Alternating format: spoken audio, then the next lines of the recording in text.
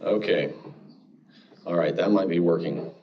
We'll try this yet again. Good evening, Vacaville. This is the March 11th, 2025, 6 p.m. City of Vacaville City Council meeting. May I have a roll call?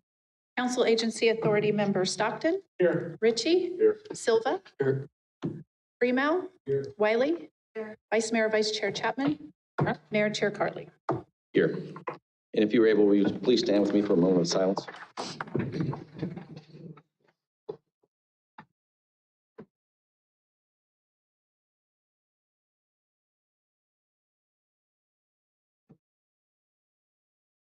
Councilmember Wiley, will you lead us to the pledge? Ready? Pledge. I pledge allegiance to the flag of the United States of America and to the republic which stands one nation under God, indivisible, with liberty and justice.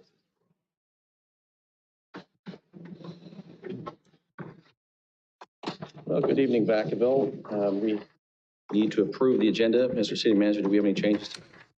Yes, Mr. Mayor, there is one change. Item 8H is in Halo, is going to be removed from tonight's agenda to a future meeting if we can get it worked out.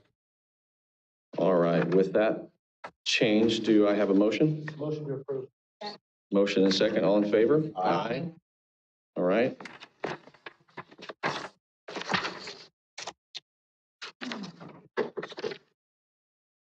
With that, we do have a presentation tonight, the Solano Resource Conservation District Education Programs.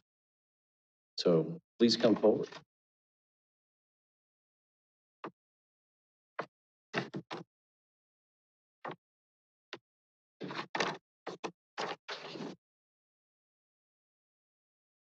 Yes.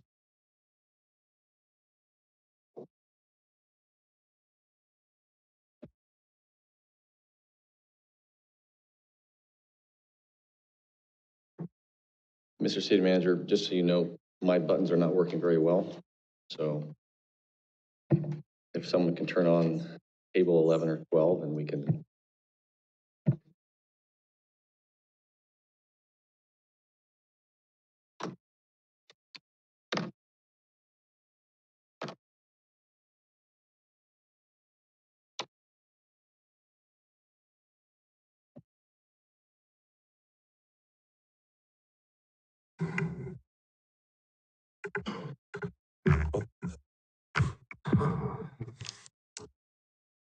I wanted to thank you for this opportunity to give a presentation, to present a little bit more about Solano RCD, teach you a little bit about who we are and what we do in this short amount of time.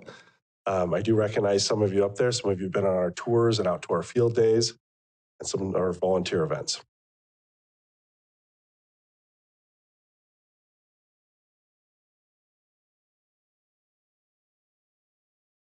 So Solano RCD is one of 3 resource conservation districts in Solano County. There's Sassoon, there's Solano RCD, and there's Dixon. All 3 RCDs do different things, focus on different things. Sassoon RCD focuses on the marsh. Dixon focuses mostly on managing ditches, and Solano RCD focuses on a lot of different things, such as restoration of Solano County watersheds, protecting natural resources, educating children and adults about watershed science, and enhancing watersheds. We're a special district of the state. We work primarily with working in partnership with private landowners and public agencies. We have a 7-member board. Most of our funding comes from state grants and direct funding from agencies and local partners. We currently have about 55 different projects, and we have 21 benefited employees with our benefits. And then what makes up the rest of the employees is usually seasonal workers. Our budget is $4 million. The interesting thing is we have 8% of tax base is our budget. 48% is partnerships and 44 grants. So with the $4 million budget, we're spending a lot of our time in partnerships and grants. So we rely on our partners. Most of our projects are held within the district, but we do work throughout the county. That's something that's important, is we have that smaller district that was established for flood work, but since about 1960, we've been doing a lot of other work. We also are working on a project with DWR, Department of Water Resources, to manage mitigation projects in Sacramento County as a pilot project to see if we could bring management of government properties to RCDs in Solano County. Our 4 main guilds of work. So if someone asks you, what does the RCD do? Basically, we do habitat restoration, which focuses on native plants and weeds. Water quality, works with agricultural producers, as well as we work with the flood program, trying to handle small flood issues with the water agency. And our award-winning education program that Marianne's going to tell you a little bit more about in a second. And then we also do fire prevention and fire recovery. One of our main things we're doing right now is wildflower seeding. And as part of a Monarch grant that we have, that we're implementing projects all over Solano County to produce wildlife habitat, specifically flowering plants for insects all over. So we picked out some projects that are in and around Vacaville.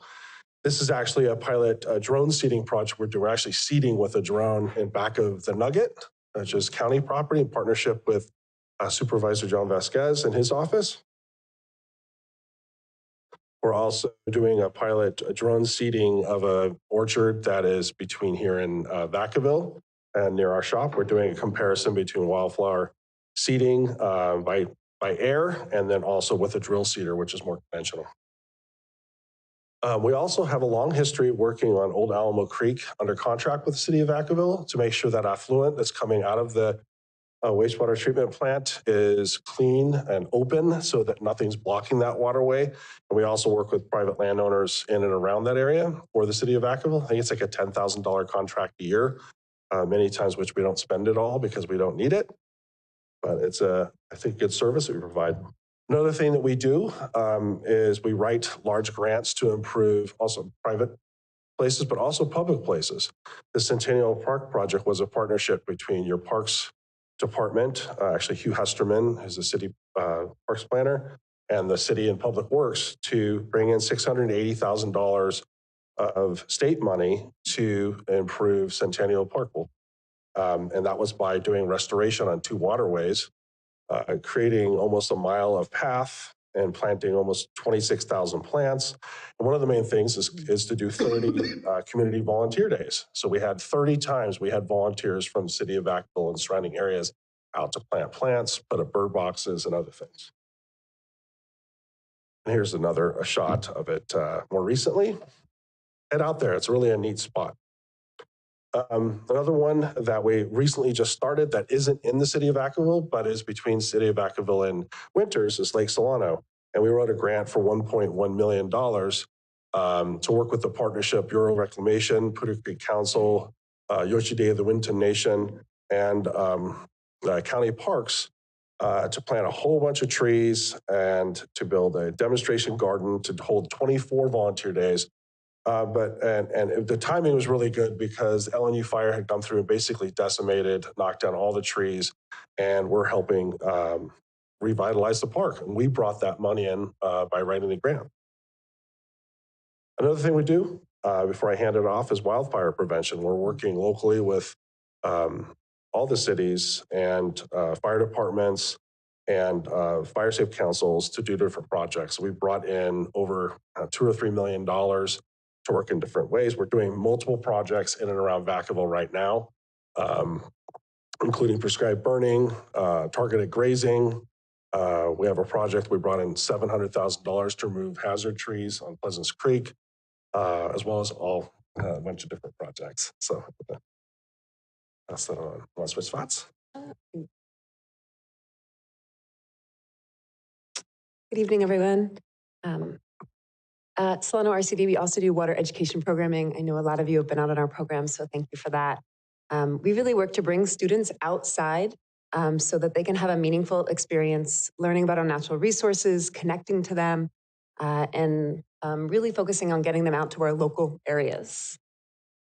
We have 18 different funders that are currently funding our programming, and Chris and I have been working hard to get long-term sustainable local funding.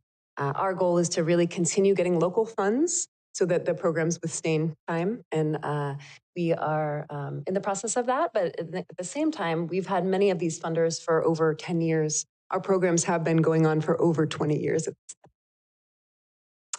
We have 4 main programs that I'll discuss very quickly and several adult and family education programs.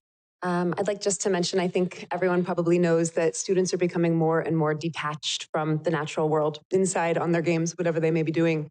And our goal is to really get them outside and to reconnect them back and just show them the value of our open spaces in Solano County. So that's part of it, what we're doing, and just trying to create, I'd like to say, an army of water stewards in our county.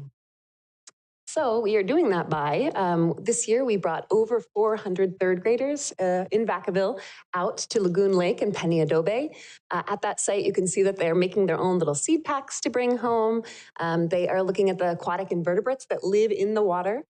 And they are planting some seeds at the site as well. And it was great to see Councilmember Silva, as well as Councilmember Wiley, come out, get to experience those programs firsthand. Councilmember Wiley also got to come out to the Sassoon Marsh Watershed Program, 6th grade program recently, and see the 6th graders outside. So we had 260 Vacaville 6th graders at that location. Students are able to do science stations. So they're like getting soil samples from the uplands and the wetlands. They're taking them in their hands, touching it, smelling it, sometimes putting it on their face. I tried to convince Councilmember Wiley, but I don't think you did the face, huh? Some people do. It's great. They also get to test the water quality, see what's going on with the water firsthand. And at the end, they get to take a moment and write and reflect with some watershed poetry. From there, we have a high school program that takes students out to local creeks. So we have several classes in Vacaville joining us at Ulatis Creek and at Alamo Creek. And those field trips will be coming up shortly. I can send the dates if anybody would like to come for those dates. One thing I'll just mention about this program, we have long-term data, which is hard to collect. Usually over a 10-year span, that's where long-term data starts. And we have over 10 years at our creeks in Vacaville. We have a professor from Portland State University who's analyzing the students' data. The students also analyze their data, but he's using that data in publishing a report, publishing a paper about data in Solano County. So it's really neat that students get to have this experience, put it on their resume that they're participating in this program. We also have a school water ed program where any teacher in the county can call us and have us come in and talk about water conservation, where drinking water comes from, and stormwater. So that's happening. We'll be with 1,500 students in Vacaville this year. So all in all, we will educate 11,000 students nearly in the city, or I'm sorry, in the county this year. Nearly 400 classes, 111 field trips will be happening. And in Vacaville alone, 2,200 students will go out with us, 83 classes on 15 field trips. Some of that is in-class lessons as well. I just wanted to, while I have everyone here, give a quick shout out for our Solano Water Institute. This is where we take 30 teachers out to learn from local agencies about our water resources and about open space. So the dates are July 28th and through 30th. And this is open to council members as well. Mayor Carly, we would love anyone who wanted to come out and see firsthand what these teachers are gaining. What's neat is that the first day on the 28th, we'll be out at Rush Ranch Open Space, Solano Land Trust property. And you can join us there and see the teachers learning from local agencies. We'll also be out at Lake Berryessa on a boat tour. So that might be the day you want to mark on your calendar. That's July 29th is the boat tour at Lake Berryessa.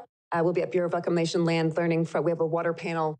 Alex Rabideau does an amazing presentation about water in Solano County as well up there. And then on the 30th, we'll be at the Donnell Nature Center in Fairfield. At the end, the teachers come back in October and they report how they utilize that information with their students. So just by connecting with those 30 teachers, we're able to impact over 1,000 students. And finally, I just wanted to bring up Coastal Cleanup Day and our other 3 cleanup days. We have Earth Day coming up on April 26th. Council Member Silva, I know I met you there on site years and years ago.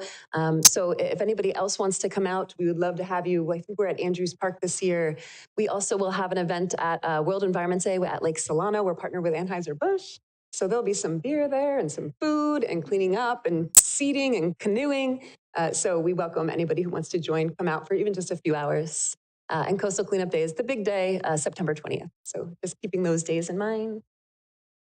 So in conclusion, our programs really shape future voters in the long run.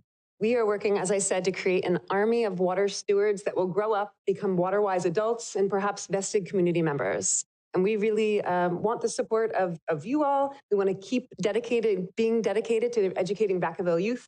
And if you could put a good word in with the Solano County Water Agency Board, and they are currently deciding how much they'll be funding us in the future. And we are hoping that they see the value that we bring to the entire county of getting students outside.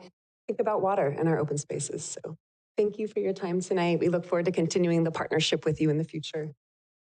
Yeah, thank you for the presentation. And for any of us who participated or a member of the public, seeing is believing.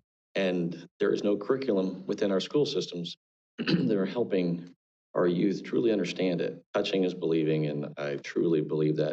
It's been my experience. So I am aware of Solano County Water Agency. It's a funding issue, but it's, as I can see and I know firsthand, it's worthwhile. So thank you. Councilmember Wiley. Thank you very much for being here. I think it's real important for everyone what you do. And I will just say that in addition to the things that you said, RCD also pays for the buses. So the school district doesn't have to pay for the buses because the buses are like thousands of dollars now and the teachers can't get that. So that's where part of the funding goes.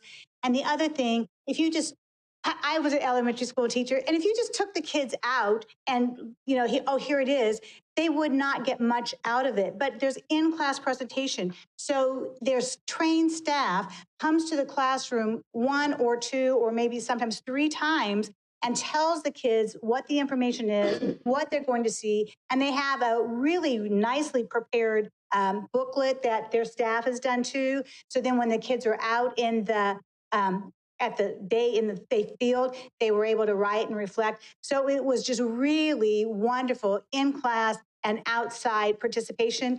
And this, I did both of them this year, but the one for the 3rd grade out at Lagoon Lake was canceled because it was that week of rain. So like 2 weeks later, it was rescheduled, but it was a really cold day. And we were out there, the kids had gloves. I mean, I had like 3 layers on and some of them didn't, but we were out from like 9:30 to 1:30. And I didn't hear kids complaining about being cold. They were really engaged. And so I really thank you for making a difference. And you're right. What kids see in elementary school, they remember for a long time. And I'm signed up for the high school trip next month, I think.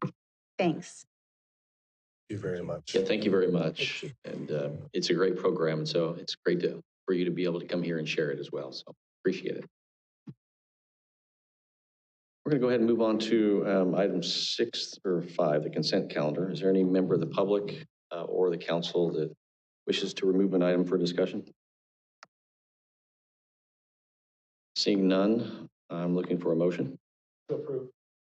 A motion and a second. All in favor? Aye. Opposed? No. So we will move on to business from the floor. This is a time when you as the public can come forward and present any issue that's within our jurisdiction that is not on our agenda tonight. And for each of you, you have up to 3 minutes, and I will go ahead and call it forward. I'm still having problems being able to activate this mic. There's nothing that's working on my touch screens. Let's see what I can do. Yes, please come forward.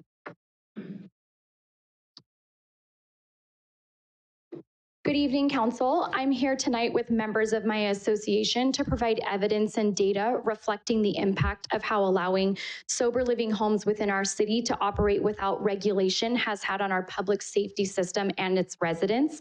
After a search of public record, I compiled important figures that I would like to present to you. There are 5 properties that I have assembled data on, and in order to protect the privacy of those residents, I will not be releasing the addresses. I will refer to them as home 1, 2, 3, etc. Each of these properties has been confirmed or is suspected to be a sober living home through my public records request. To be fair, I'm going to provide you with baseline data. I requested records over a 10-year period dating back to January 1st of 2015. Between January 1st of 2015 and January of 2020, there was only a combined total of 18 calls for service between the 5 properties. Between January of 2020 and February of 2025, there were 89 calls for service. It does not include calls for service from the fire department. Each property's individual data listed in 5-year increments is as follows. Property 1 in District 5 went from 2 calls to 8 calls for service, a 300% increase. Property 2 in District 5 went from 4 to 31 calls for service, a 675% increase. Property 3 in District 5 went from 6 to 22 calls for service, a 266% increase.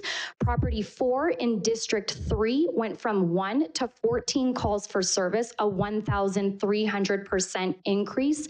Property 5 in District 5 went from 5 to 14 calls for service, a 180% increase.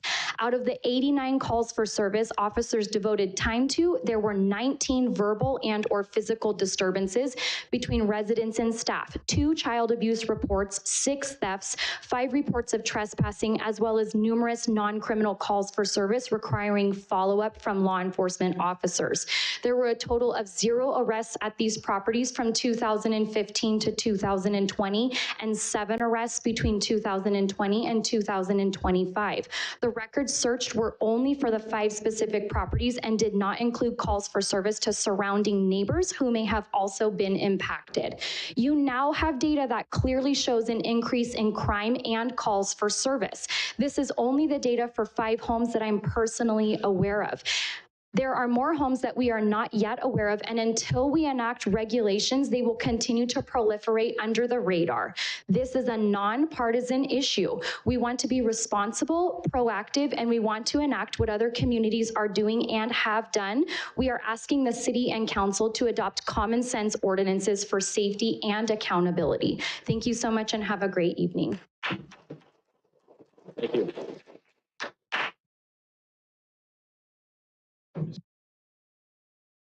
To turn off anybody else's or just Touch here, but nothing else. okay, so you can set it so other people on and off there, but it'll be like so it'll be open. Oh, but I can't pick. Okay. Even with a break? Okay, all right. So we're going to work through the challenges, and so I'm going to go ahead and open your mic here. Just give me a second.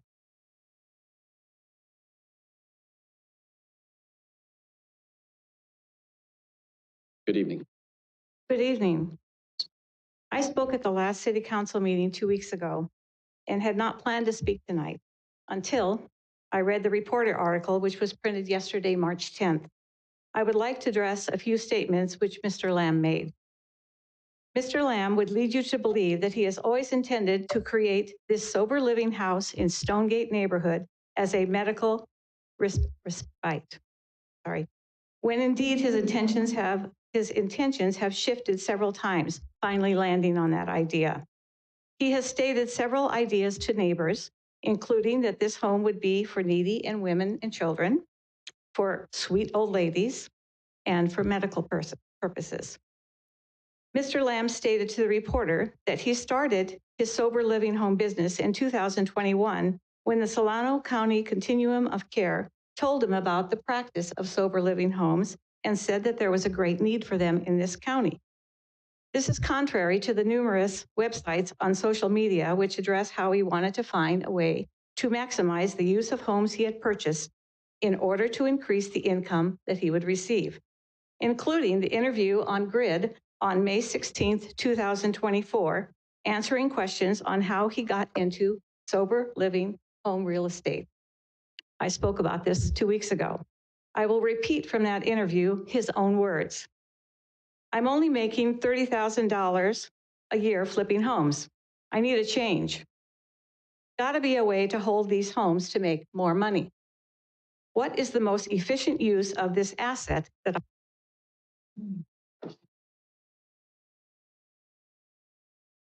Did I speak loud? You did not. Oh. Have you there? Go ahead. And like the word end. I apologize for this. I can Please talk continue. loud, I'm a Yeah, teacher. please continue. At the 1730 mark, how do I use to house more people to provide more value? How do I maximize the use of this one home in order to increase the income that I am going to receive? I must have missed somewhere in the numerous social media sites that Solano County Continuum of Care had approached him or had told him that the county needed sober living homes. The reporter is the first to state this that I've seen. And there certainly was no mention in the reporter article of the hundreds of thousands of dollars that Mr. Lamb has reaped since 2021 from his sober living home business. Finally, Mr. Lamb was asked about the backlash to this housing of sick residents and how it made him feel. He said, he doesn't believe the reaction is necessarily indicative of a larger attitude in this city. He said, I don't think this speaks for the community as a whole. I think this is one neighborhood. And he also stated, I understand that change can bring uncertainty, but discrimination and prejudice have no place in our community. I would say to you, Mr. Lamb, how dare you insinuate that our neighborhood is displaying discrimination and prejudice? This neighborhood is filled with hard-working people, old and young, retired and actively working, business people, military, both active duty and retired, tons of law enforcement and first responders, airline pilots, hospital workers, doctors and nurses and aides in every other area of the medical field, and educators, all full of compassion and caring in their everyday work environments. Do not try to paint us as anything else. We have every right to question your intentions and motives in trying to establish your sober living home business in our beloved neighborhood. Thank you. So what I am going to ask the audience, we see your presence here and your support. Please refrain from any type of cheering or jeers. It's not necessary. Allow people to have their time. But your attendance here is noted. Anyone else wishing to address the council? Yeah, please come forward.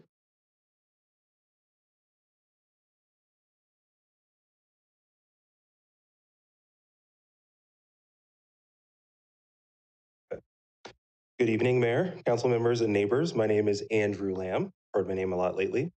My wife, Catherine, and I both grew up right here in Vacaville, and now we're raising our 5 daughters here. The city is our home, and like all of you, we care deeply about its safety. Several years ago, while I was in high school, my family faced one of life's toughest challenges firsthand. My stepfather was battling cancer, and I was there with him for many difficult steps. After my mother couldn't take any more time off of her job as a Vacaville teacher, I missed my morning math class to drive him to his radiation appointments and simply sat with him when he was too weak to do anything but rest. He had us, he had family and support, but many people aren't that fortunate. What happens to them? That experience opened my eyes and is now one of the many things that inspired me to create homes that offer stability and care for people who need it most. Last year, we opened a women's home on the north side of Vacaville and began offering medical respite care through Partnership Health Plan. Medical respite is simple. It's housing with supportive services for people recovering from serious medical conditions who no longer need hospital care but still need time and assistance to heal. This can include meals, help changing bandages after radiation treatments, or just listening and helping someone feel seen and heard. I've talked with Vacaville Police, and since officially opening that home about a year ago, we've only had 2 calls to emergency services, neither of which involved neighborhood safety. But even more importantly, every single woman who exited our medical respite program moved directly into or back into permanent housing. These women are not transient or chronically homeless. They are not exiting drug treatment centers.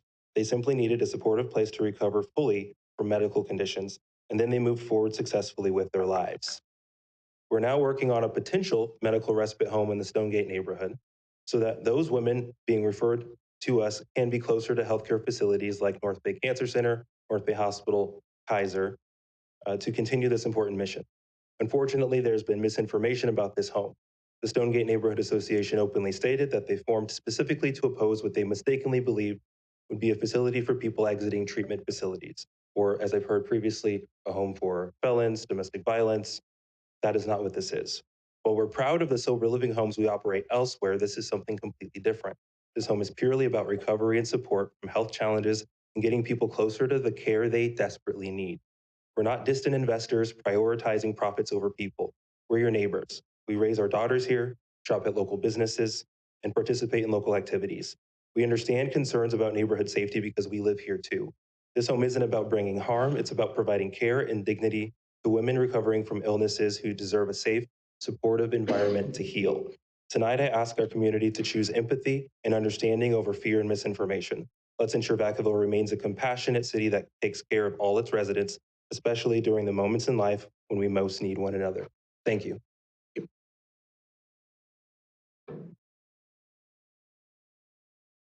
evening. Good evening. Good evening, Council. My name is Rosette. I would like to piggyback on a few of the statements that were made earlier tonight. In an open dialogue on Facebook of our Stonegate Neighborhood Association, Andrew Lamb stated that he reduces the workload for first responders. Based on the data presented tonight, I would like to reiterate that that is not the case. There's also an Instagram video which very clearly showed 491 Stonewood, which he will not retrieve, although he has been given very clear instructions on how to do so. That is in his Instagram archive. It shows very clearly the original intentions that he had for the property. Thank you. Thank you. Anyone else? And if you can, please begin to try and form a line so that we can make this as expeditious as possible. Good evening. Good evening. I was here 2 weeks ago discussing this sober living home, and I advocated the fact that the ordinances from other cities could be adopted here in Vacaville. And I was wondering, how do we find out where that is headed?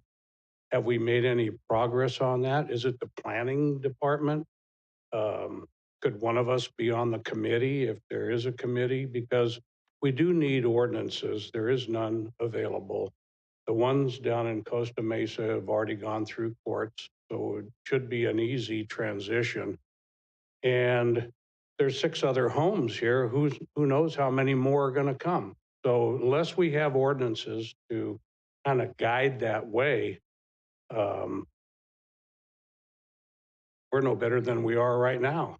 So I appreciate some information. I don't know if this is a question answer type. Well, appreciate situation. Receiving the question. So. Yeah, so Anyway, that's all I have. Thank you. Yeah, thank you.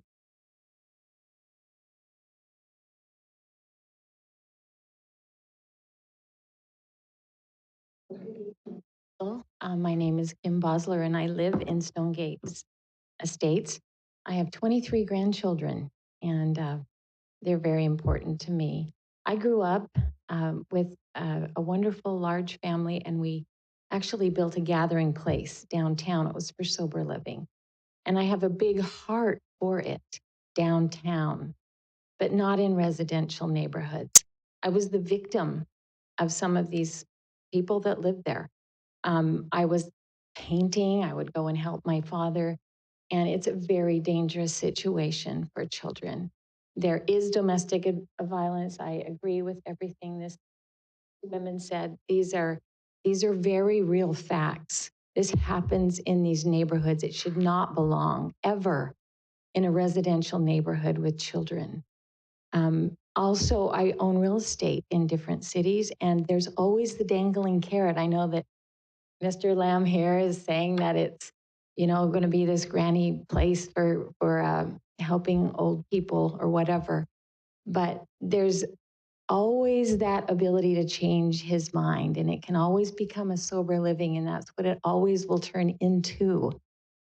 Because there is so much money in it. When I was buying real estate, I was also flipping homes, and there's 10 times more money. If you're going to buy a sober living, there is so many grants and so much money that you can get. I didn't want to take on that responsibility, so I didn't do it. I did buy single homes, and I felt it was better for the community. These places do not belong in residential neighborhoods. I will definitely, over my dead body, do anything to prevent it. I will get petitions. I guarantee that I know, since living here for 44 years, I have tons of friends at Stonegate. I just found out about it tonight from my neighbor. Otherwise, I'd have a ton of people here, and we will sign petitions to absolutely put this down. It will not pass. And we need to get regulation to prevent it from coming into residential neighborhoods. These are wonderful institutions. They should be downtown, in areas that are by the police station, and not in residential neighborhoods. Please, I am very sincere. I can get a ton of people to absolutely sign petitions or whatever it takes, and I will. So I'm sorry, Mr. Lamb, this is not going to fly, even though you've got this idea of, making it sound like it's this little old granny. We're going to help people in need. He can always change his mind, and it will definitely turn into the higher income Sober Living Institute, especially when money's involved. Thank you so much. Thank you. Seeing no one else, I'm going to go ahead and close business from the floor.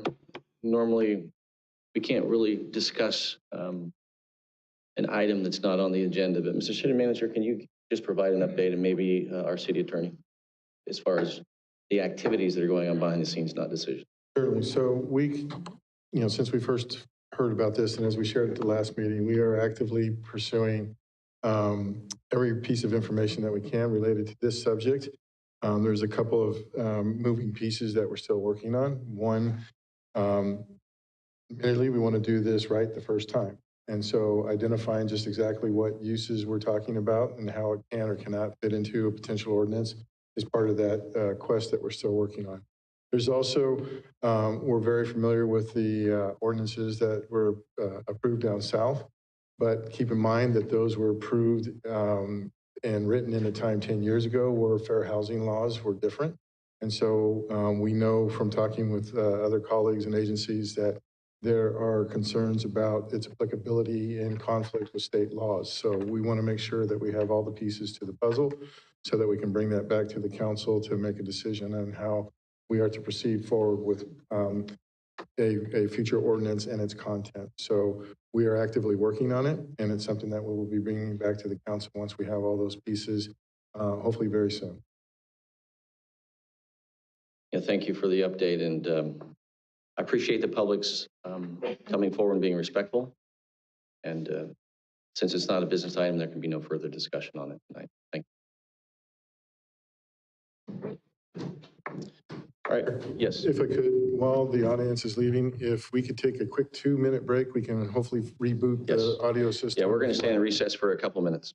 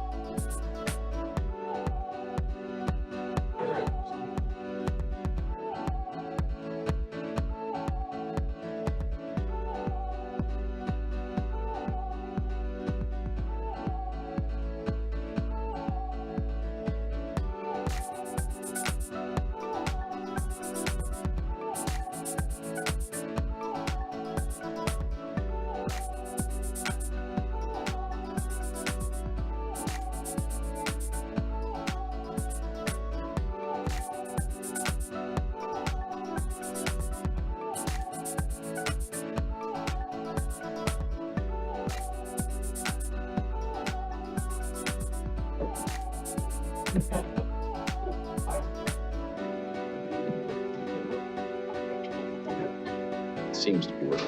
And I did set it back.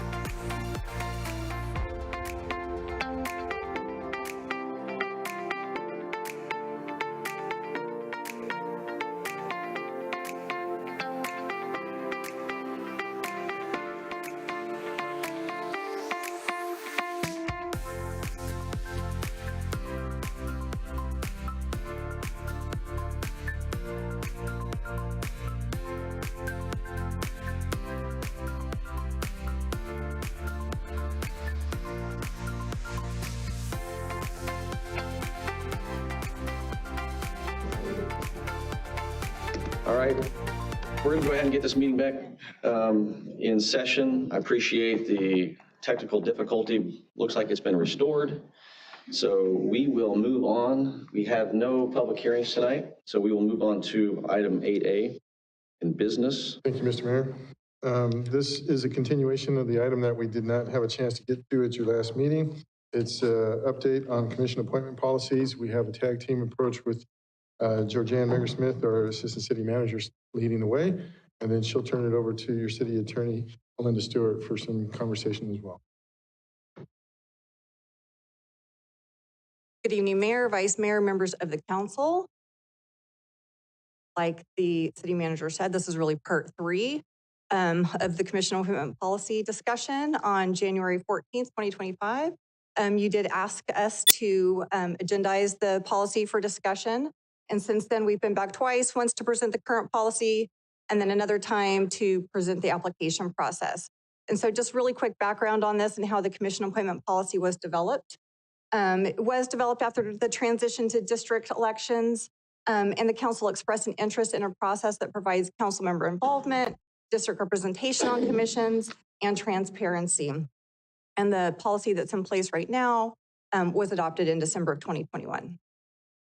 And there's currently 2 commissions active in the Vacaville Municipal Code. That's the Planning Commission and the Parks and Recreation Commission.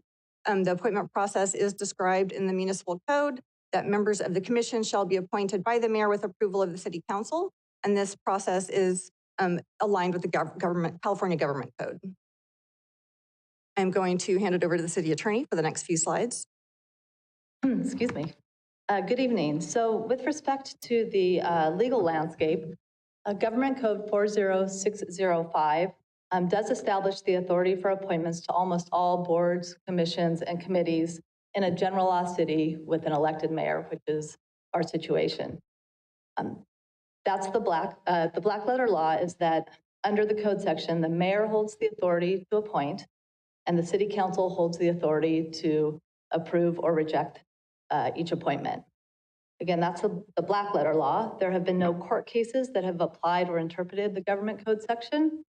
There are 2 attorney general opinions which do address the code section. For some context, attorney general opinions are advisory, and while they don't have a binding effect of law, they do provide significant guidance in interpreting statute, and they are given deference and great weight by the courts. So with that in mind, I will go over the 2 attorney general opinions. The first one is the Craven AG opinion from 1998, and that confirms that where the code section applies, 40605, the mayor has the authority to appoint commission, committee, and board members, and that includes, and what the AG addressed in that opinion, is that includes appointments to regional boards, and it also includes appointments to city council subcommittees. So it covers the gamut of all appointments. It also discusses that the city council cannot dictate to the mayor who the appointee must be. And lastly, it confirms that the city council's role is approving or withholding approval of the mayor's appointment. With respect to the Wolk Attorney General opinion, and that's from 2006, that just confirms that the appointment process in the government code section does apply to planning commissioners. So with respect to the appointment policy, can a city council adopt an appointment policy under that code section that establishes how people can be considered for appointment? And I will say that's a gray area. There's no court rulings, there's no attorney general opinions that specifically address that question. There's nothing in the black letter law that specifically allows for an appointment policy or that specifically precludes an appointment policy. One thing that's clear is that if the council does adopt a policy, the policy cannot interfere with the mayor's authority to make appointments. And that's subject, of course, to the council's approval or rejection. So that's the legal landscape, and I'll hand it back to Georgianne. Thanks, Melinda. So we did want to explain the methodology for the options that we came up with. We reviewed the government code as Melinda shared. We also went back and reviewed the council discussion on the commission appointment policy and heard a few themes. One of those themes included an interest in moving away from district representation in the specific way it is called out in the current policy. Another theme was including members of the council in the process. And another clear theme was that we want to be sure whatever policy is adopted is aligned with the government code. We also did look at the policies and procedures from other cities, and we want to ensure that the language is clear that the mayor makes the appointment regardless of any other process. So option one really leaves the district representation intact and includes some minor wording changes that clearly allows for the mayor to appoint an applicant from the candidate pool nominated by the nominating council member or any other applicant that meets the minimum requirements. Option two, during the council discussions of the policy, we heard an interest in a process that includes other council members. Option two includes a recommendation committee appointed by the mayor to screen and interview applicants. The recommendation committee would then recommend applicants to the mayor, and the applications of the recommended applicants would be made part of a council agenda. With this option, the mayor may appoint applicants recommended by the committee or any other applicant meeting the minimum requirement. Option 2A is a further refined version of option 2 and includes the mayor appointing an advisory committee to assist in reviewing applications and interviewing applicants. The advisory committee may provide input to the mayor, and the mayor will appoint commissioners subject to council approval. Option 3 provides for an almost fully public process depending on the number of applications received. If there are 15 or less applications, council would interview all applicants at a regularly scheduled or a special council meeting. If there are more than 15 applications, a recommendation committee would review and recommend applicants to be interviewed at a public meeting. And after the interview process, recommendations could be made to the mayor, and the mayor would appoint applicants subject to council approval. And then option 4 would be to repeal the current commission appointment policy and adopt a policy that simply states, subject to city council ratification by a majority vote of the council present, the mayor will appoint commissioners to fill each vacancy.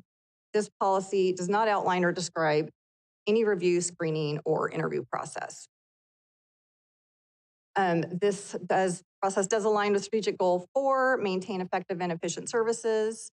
Alternative recommendations, the city council is not limited to the options presented tonight. The city council could direct staff to update the commission appointment policy in a manner not included in one of the options presented, or it could be a combination, or it could be something different. And the recommendation is that by simple motion, adopt the subject resolution and adopt updates to the commission appointment policy. And I think Melinda and I are open to questions, and with that, I'll leave you to the discussion. I appreciate it. And I know that at times this may seem contentious, political. My desire is not to have that at all. To our city attorney, really quick, instead of looking at the summary of these AG opinions, which are not legal court cases, but they are weighted heavily, in the 97-1103 opinion, it goes to the issue of the city council does not have authority to direct the mayor to appoint a particular person in any of the above described circumstances. That's the original case. But reading it in more granular level, at the last page, the authority of the city council, the final issue to be resolved is whether a city council's approval authority is specified under 40605. We clearly are that general law city, generally elected mayor, and thank you for pointing that out. Where section 40605 applies, it is the mayor's prerogative to make the appointment and the city council's responsibility to approve or reject the appointment. And therein is a footnote that is respectful to, in this issue, 40605 is similar to the advice and consent provision of the United States Constitution. It further says the city council may not dictate to the mayor who the appointee must be. It further says the council's role under the statute begins and ends with approving or withholding approval of an appointment submitted to it by the mayor. That is pretty clear. It's unambiguous. So the desire for, in the past, the council to expand something that is not there, because the letter of the law is very specific to what those powers are. The separation of those is very clear, and this has gone through two different attorney general opinions, two separate attorney general opinions. So that's the concern I have. I realize that there may be some questions, but I will say that I will be calling for a motion for version 4. But before I do that and open it up to the rest of the council for discussion, I think it's important to just really understand where I'm seeing this. And it's not anything other than what I believe is the proper authority in the checks and balances of the law. That's it. And I believe it's been outside of that scope. While I respect the perspectives that have been shared in this ongoing discussion, and I recognize that there is interest in creating a more collaborative or visible appointment process, we cannot ignore the structure and limits of the law that governs us as a general law city. We have heard 40605, and as the government code that we fall under, is unambiguous. The mayor is responsible for making the appointment to commission, subject only to council approval. The law does not permit the council to direct the selection process, create interview panels, or impose additional requirements on the mayor's appointment authority by adopting a local commission appointment policy by ordinance. It simply allows for ratification, approval or rejection, nothing more. Now, that approval and rejection process does have to follow a regular city council meeting. It is the opportunity to check and determine whether or not a commission or a committee appointment is made. There are other commission or other committee appointments that I have routinely made, and then they come to the council for ratification. But nowhere in there, in any other perspective of an appointment, other than these two, has that authority been put into a situation where it becomes a co-appointment process or a process that is focused on a by-district appointment. Nowhere, you're right, nowhere in the law does it say that. But these case decisions weigh heavily. And I just want you all to know as the council, one of the questions that I asked is, as I raised this issue and I met with the city attorneys, one of the questions is, are you representing me or are you representing the city? And you are representing the city, and I appreciate that. Which means I also seek my outside legal references to understand how much of these opinions should be weighted, and they should be weighted very heavily. And so I'm concerned that we're putting ourselves in both legal risk and also governance challenges. Likewise, under Government Code Section 34900, the at-large mayor is entrusted with citywide responsibilities that are distinct from those of district elected council members. This appointment authority is part of the role and should not be diluted by policies that conflict with state law. This isn't my interpretation. Again, it's been interpreted twice before in 2 different decades, and one of them specifically to making appointments to a planning commission. And that is why I'm recommending option 4, as it is the only option before us that aligns with state law, preserves the mayor's appointment authority, and respects the council's important role in ratification. Every other option introduces legal risk, creates procedural confusion, or improperly shifts responsibility that does not belong to the council under California law. This isn't about limiting collaboration. It is about maintaining a clear and lawful structure. If we want to improve transparency or input, we can do that without adopting a process.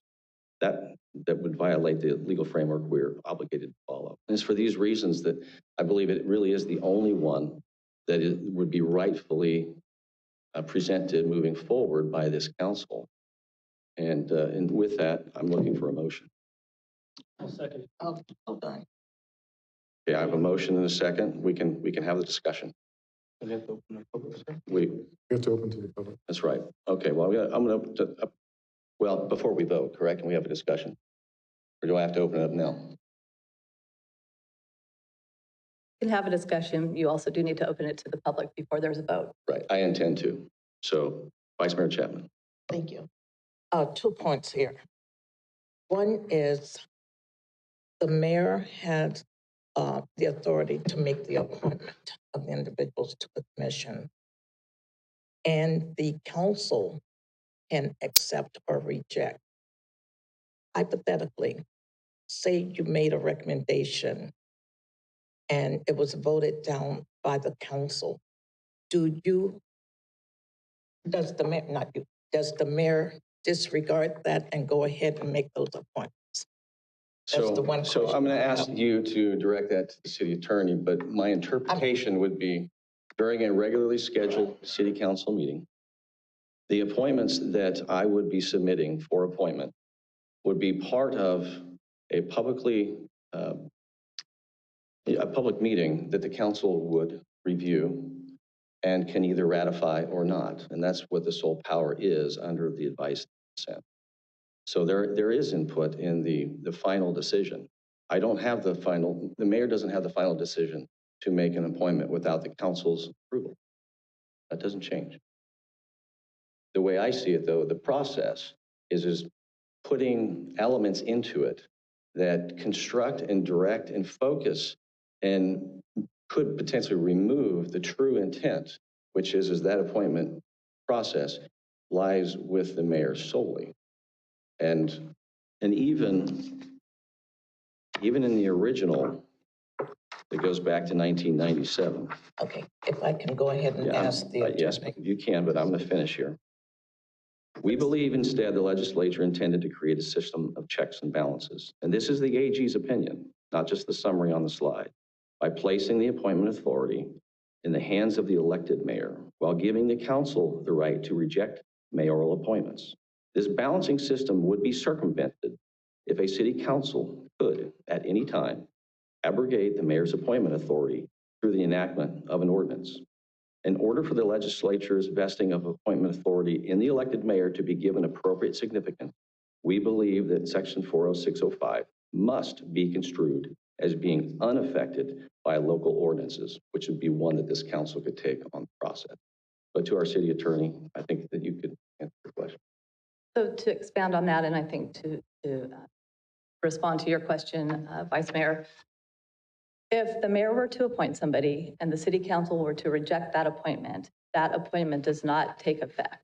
And then the next step would be for the mayor to nominate the next person and the next person until the council approved of that, that nomination or that appointment. Thank you. So it's not the final say. All right. The other thing is protocol. If I'm not mistaken, with our mayor chairing the council, is it correct for the mayor to make a motion prior to the discussion from the council? Legal opinion, please. I believe any council member from a legal perspective can make a motion. It is important to hear from the public. So then that motion would come back for discussion. Okay. Now, I mentioned the mayor in particular as the chair of the council. Is he is it proper, correct protocol, or based upon one of the procedural guidelines that we have available to us, for the chair of a committee, being the mayor, to make a motion before a discussion takes place by the member? That's the question. So I would say there's nothing that precludes the mayor as a member of the council from making a motion. I would have to take a couple of minutes to determine whether that motion can be made before the council discusses. I would appreciate that. Thank you. And as you do that, I'm simply going to comment on it. This is not the first time it happens. It just seems to be particular because I'm the one making the motion. This is not the first time I've made a motion. Under general guidelines for all instruction for elected officials, the mayor has the same authority on this council as anyone else beyond just being the chair. As I preside over this, the mayor typically allows for motions to be made based upon what is presented. This is a unique one because it is very specific to a policy that is about our actions. And it's also one that I brought up because I believe it needed to be reviewed. And so I have no intention of voting on this without it opening up to the public for discussion. I simply made my point clear because this is not the first time we've discussed it. And so my motion stands and I'm legally authorized to do so. I was the one that seconded your motion to even bring it forward. So I'm just looking at. No, that's fine. And trust, I do not take that personal. I'm aware I'm entitled to make a motion. So did you have more? No. While you're doing that, do you mind if we? Oh, no, I don't. Okay. Councilmember Stockton? I think the city manager was saying something. Okay. Councilmember Stockton? I don't know if I know we're having some technical difficulties. I thought I was the first one to speak, but this works. My questions are for the city attorney, though, who I know is researching diligently. I don't know if you'd like me to interrupt you or if you want to continue with what you're doing, but my questions are of a legal nature.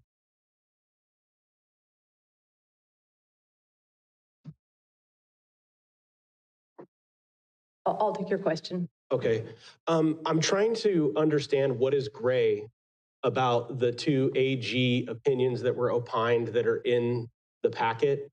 And I am struggling with trying to identify how anything other than option 4 would not dictate to the mayor who to appoint and or interfere with the mayor's appointment process. Can you please tell me what your opinion is? Is this gray? If so, I'd like to know how it's gray. And do the other options conflict with those opinions legally? So the way that I see that it's gray is that those 2 attorney general opinions not address the question of a policy. So the first attorney general opinion, the Craven opinion, addressed only the questions of whether the mayor's appointment authority extends to regional boards and subcommittees of the council. Okay, that was the question presented to the attorney general. So the attorney general didn't opine on whether there could be a policy that required interview.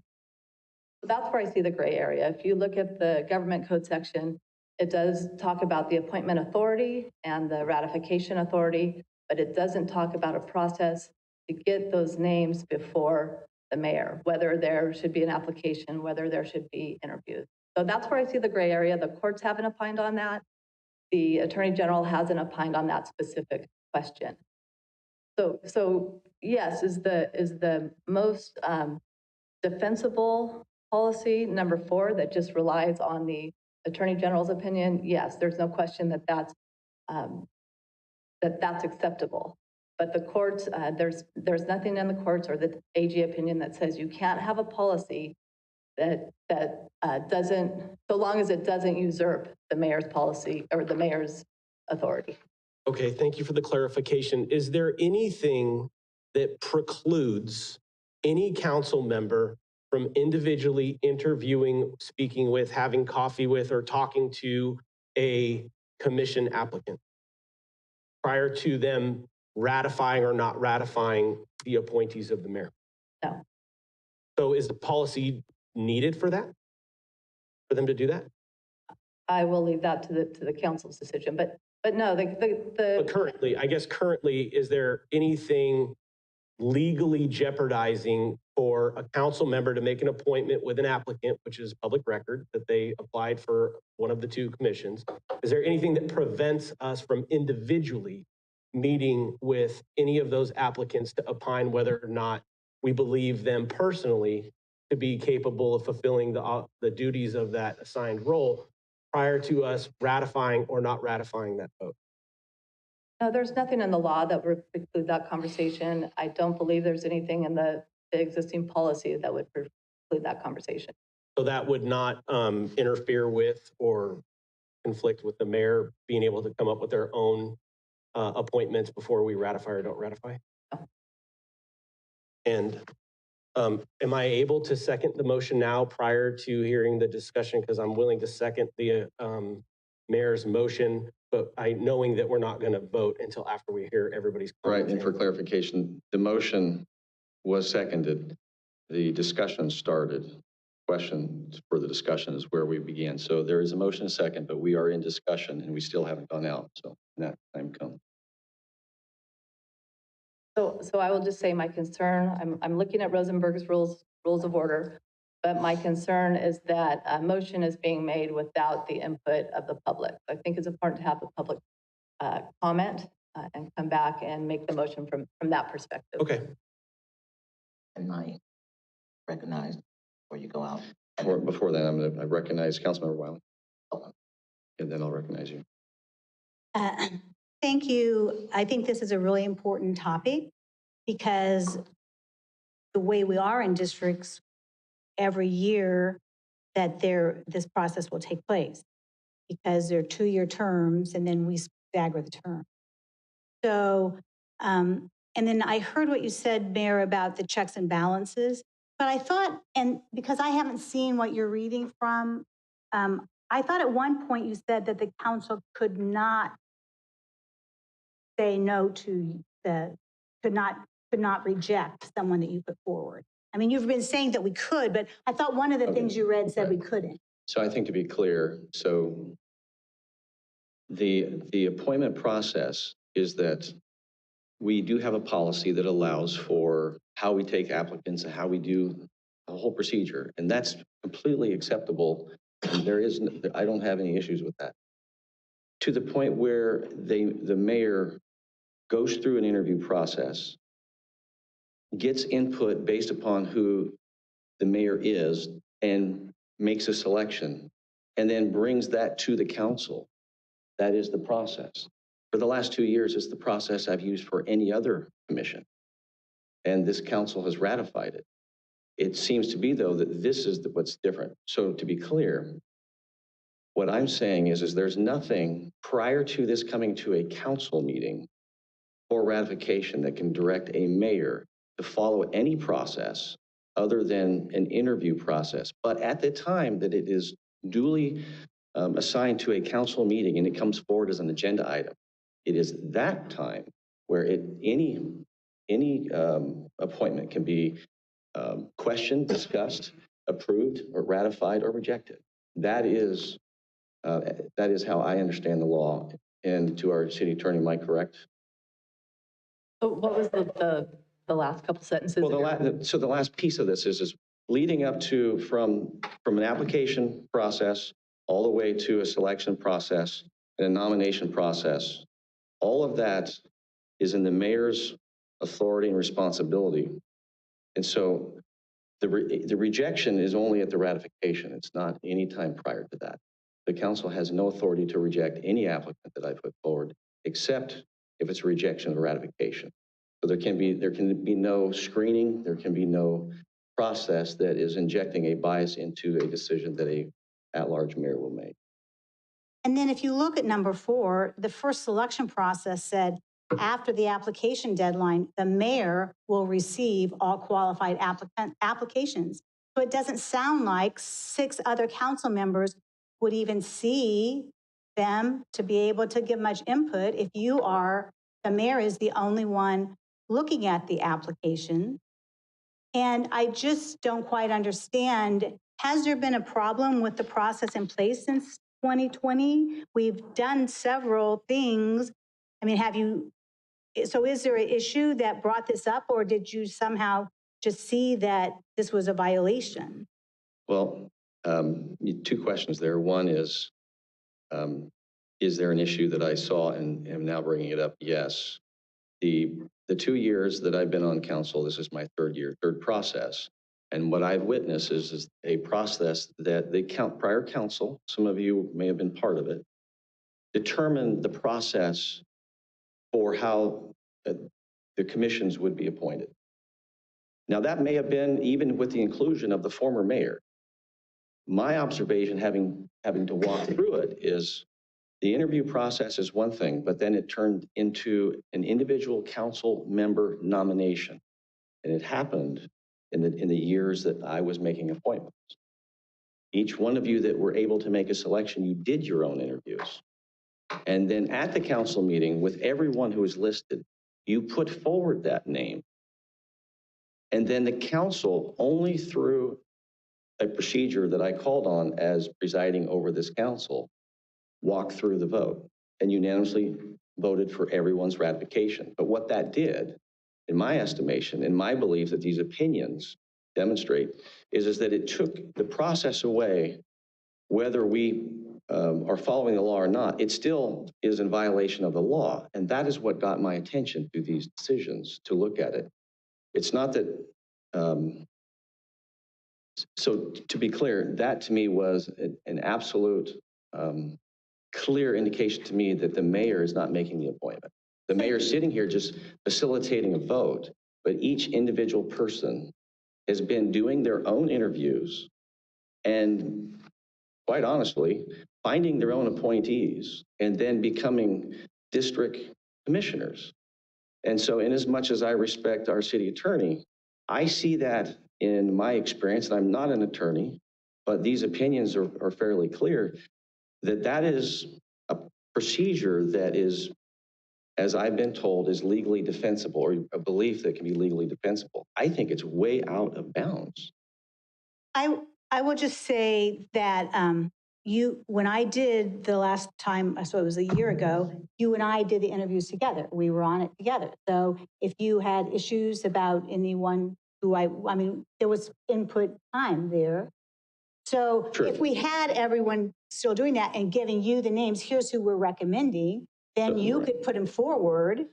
So to answer that question, the appointment authority is that there are other duties in a general law city with an at-large mayor that says this is the responsibility of the mayor, prior mayors and future mayors. So I didn't have a problem with the interviews with you. I didn't. But what it exposes is they were your interviews and not the mayor. And that there were your selected appointees to be put forward for ratification. And so what it was doing, it was separating the fact, even if it was by accident or intent or co-appointment, that is not what the law says. And I believe that it is out of order, which is the reason why I brought it forward. Not that I had any bad interaction with you. And not that I'm just a random person. I'm duly elected by District 6. And so I want to be able to choose a person and have input on that. And I will just say, if we went with 4, just a second, our prior mayor would probably not have liked that. And I don't know what our future mayor will like if the sole responsibility for interviewing and selecting candidates for Parks and Rec and for Planning Commission and for all the other ones rests solely on their shoulders. And you might find that comfortable, but I don't know if I want to select a policy to be put in place that makes all mayors in the future being the sole person responsible for that. And then before I close here, I want to ask Vice Commission, Georgianne, I want to ask you, so you made the statement that you listened to the information and the discussion was about moving away from districts. And I will agree with you that there was a lot of discussion about that, but I feel like it came from the same sources. And I don't know if the majority of the council is comfortable with moving away from districts. So I just want to know how you generalize that. Sure, and I'll just say it was one of the themes of the discussions. It was definitely not a unanimous discussion or a theme, but definitely there were just some themes that rose to the top of the table in reviewing all the discussions that council had had. So, all right, there's no scientific method for how it got there other than just listening to the discussions and hearing it being a common theme. And so wanting to present you an option. From some members. All right, thank you. Yes. I'm going to, did you have something else? If I may? Yes. Okay. Vice Mayor Chapman. To go along with what Councilmember Wiley was just addressing, putting on the table.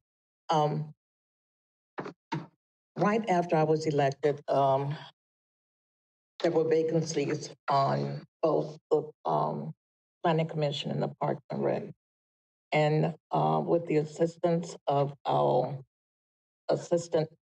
deputy city clerk, she guided me by explaining the process. And you can correct me, Sheila, if I'm off here. After selecting the individuals that I wanted to interview, I believe I shared those names with you, at which time contact phone calls were placed and appointments were made. And at that time also, I faintly believe that you stated that the mayor would be in attendance during the interview. And then after the interviews, I had to submit those names to the mayor. Am I correct or wrong? And was I correct with what I just shared? Did I err anywhere? I did state it correctly. Okay. So I said that to make a point that a process was in place to include the mayor from the beginning to the final stage prior to it coming to the council. And so, okay, I need to say that. Now, on the other thing, did you have a chance to finish looking up? If not, I used my phone to look up briefly myself. What did you find? Did you find anything? So what I found is in our municipal code, in our the council policies and procedures, as well as in Rosenberg's. It doesn't discuss the timing of making a motion, but it does require that the motion be able to be discussed after it's made. Right. In one of them, it states that a mayor can make a motion, but not before a member is recognized that may want further discussion or to make a motion. That is written. Did you read that? So I'm not sure where that's coming from, if that's coming from Robert's Rules of Orders or... It's either Robert's Rules of Order or the other one. Rosenberg's. Rosenberg. So we follow Rosenberg's. The council adopted Rosenberg's. I'm not seeing it in my quick review of Rosenberg's. Okay. So I just wanted to let it be known. Okay. So I appreciate what you were saying. My response to that is your recollection, and correct me if I'm wrong, that there's a process in place to include the mayor, and that was based upon you received names by district. No, I didn't, not by district, because I didn't have anyone to apply in my district. Right. Overall, you received, whether it was in your Yes. district or not, you followed a process that was in place, which was the policy. It is the policy at this time, and it was at that time. And as you had stated, that process in place included the mayor because I was part of the interview. You were to be part of the interview of those candidates. And then after that, what did you do after that? I submitted them to Sheila, who in turn submitted them to you. That's right. And those were the names that were added to the staff report. And then the process went down the line based upon the districts.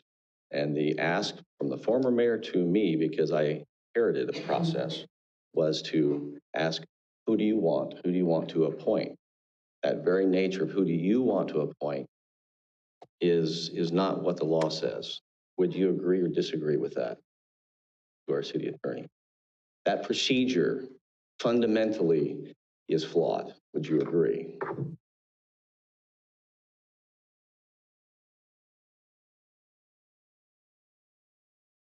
I guess I will just go back to saying that nothing can usurp the mayor's authority to make the appointment, regardless of where the names are coming from. So basically that's all but saying the procedure is flawed, because the process that you are presiding over the last several years is the process that we just described. So if nothing can take away from that, I inherited a policy that over time I recognized was flawed. It may be a difference of a legal opinion, but what was just shared as the example is that the mayor's inclusion was that I would participate in their interview and they would submit who they wanted to be district representatives to staff so that that could be part of the process. Well, that takes away from the process where it is the responsibility of the mayor. That's my point. Okay, clarification. I submitted it to staff because she was staff. So following that, gather the names, get them to her, and she passed them on to you. Right. We could have cut her out and I could have sent them directly to you. Right. Which would have been your recommendations? Which would have been my recommendations from the interview. Okay. That you would have set in on. Okay. Thanks for the clarification. And that will be part of, probably depending upon how this goes, it may be a further discussion. Councilmember Stockton, do you have a question? Yeah, just about that. Okay. If 3 council members are submitting names to you, is that a Brown Act violation? To me, is that I recognize that when we submit them through staff and they prepare a report, that's one thing, but is it a Brown Act violation for 3 council members to send it to the mayor being the 4th? Curious. Well, my answer to that, unless our city attorney wants to correct me, would be no, it wouldn't be a Brown Act violation, because as the mayor, that is my role and responsibility, is to make the selection and appointment ratification. So those are individual approaches, but the executive responsibility for commission appointments rests with the mayor. Right. So whether it went through city staff or direct to me, I don't see it as a Brown Act violation. I simply see it as a further example of how this policy has taken and usurped the responsibility that is not only granted, but directed by state law. and everything is led up to the AG opinion. So can I follow up on that? Is there anything now that prevents a council member from emailing the mayor about who they would like to see on a commission? That is something I would be concerned about if we have more than 2 other council members emailing the mayor about their recommendations. With that, I am going to open this up to the public for comment. Good evening. Hi, my name is Margie Stern. This is a confusing discussion. So I'm going to just talk about the intent that I'm seeing here. And I want to make sure that there's a democratic process here in appointing people to commissions, and that it's not just the mayor who says, this is who I want, that other council members have opportunities to bring names forth. And that's the part that I'm really getting confused about, is all of the language that you're using. I'm not a lawyer, and some of it is confusing to me, but I want to make sure that it's really important for council members to be able to recommend someone. I hear that you're the one who, I don't know the language, puts forth the name, and then the council votes on it. But I want to make sure, because it didn't sound like that in some of the discussion, that council members were being able to recommend people. And there's really, really good people on the commissions right now. We want to make sure that there's input, not just from the mayor, but from everybody, because you guys know a lot more people. Like they know, I mean, you don't know everybody in the town, and they know different people, and they know different people. And I think it's really important to have that input. So I'm not quite sure how I'm legally saying this, but I'm wanting to make sure that the intent is that the city council members are included in this process and have some input that I think is really important for this process. Does that make sense? Okay. That's what I want to say. Thank you. Because it sounds very undemocratic the way option 4 is, and option 1 seems like a better option for me in how I read them. Thank you. Thank you. Come forward, yeah. Good evening. I'm simple-minded. And when it was stated that the mayor can appoint, but you have to have the advice and consent of the city council, you know, people talk. I mean, you all talk amongst yourself. And if you're going to advise, like if I were on the council, I'd say, you know, I know of a good guy you might want to consider. I mean, in private, I could talk to you like that. That's automatically a given. I think you folks are friendly enough with one another to have that kind of a conversation. I don't even know why you need a policy. The law states what is there, that the mayor will appoint, the city council will advise and consent. It sounds pretty easy to me. Of course, I'm simple-minded. Thank you. Anyone else wanting to address the council, please come forward.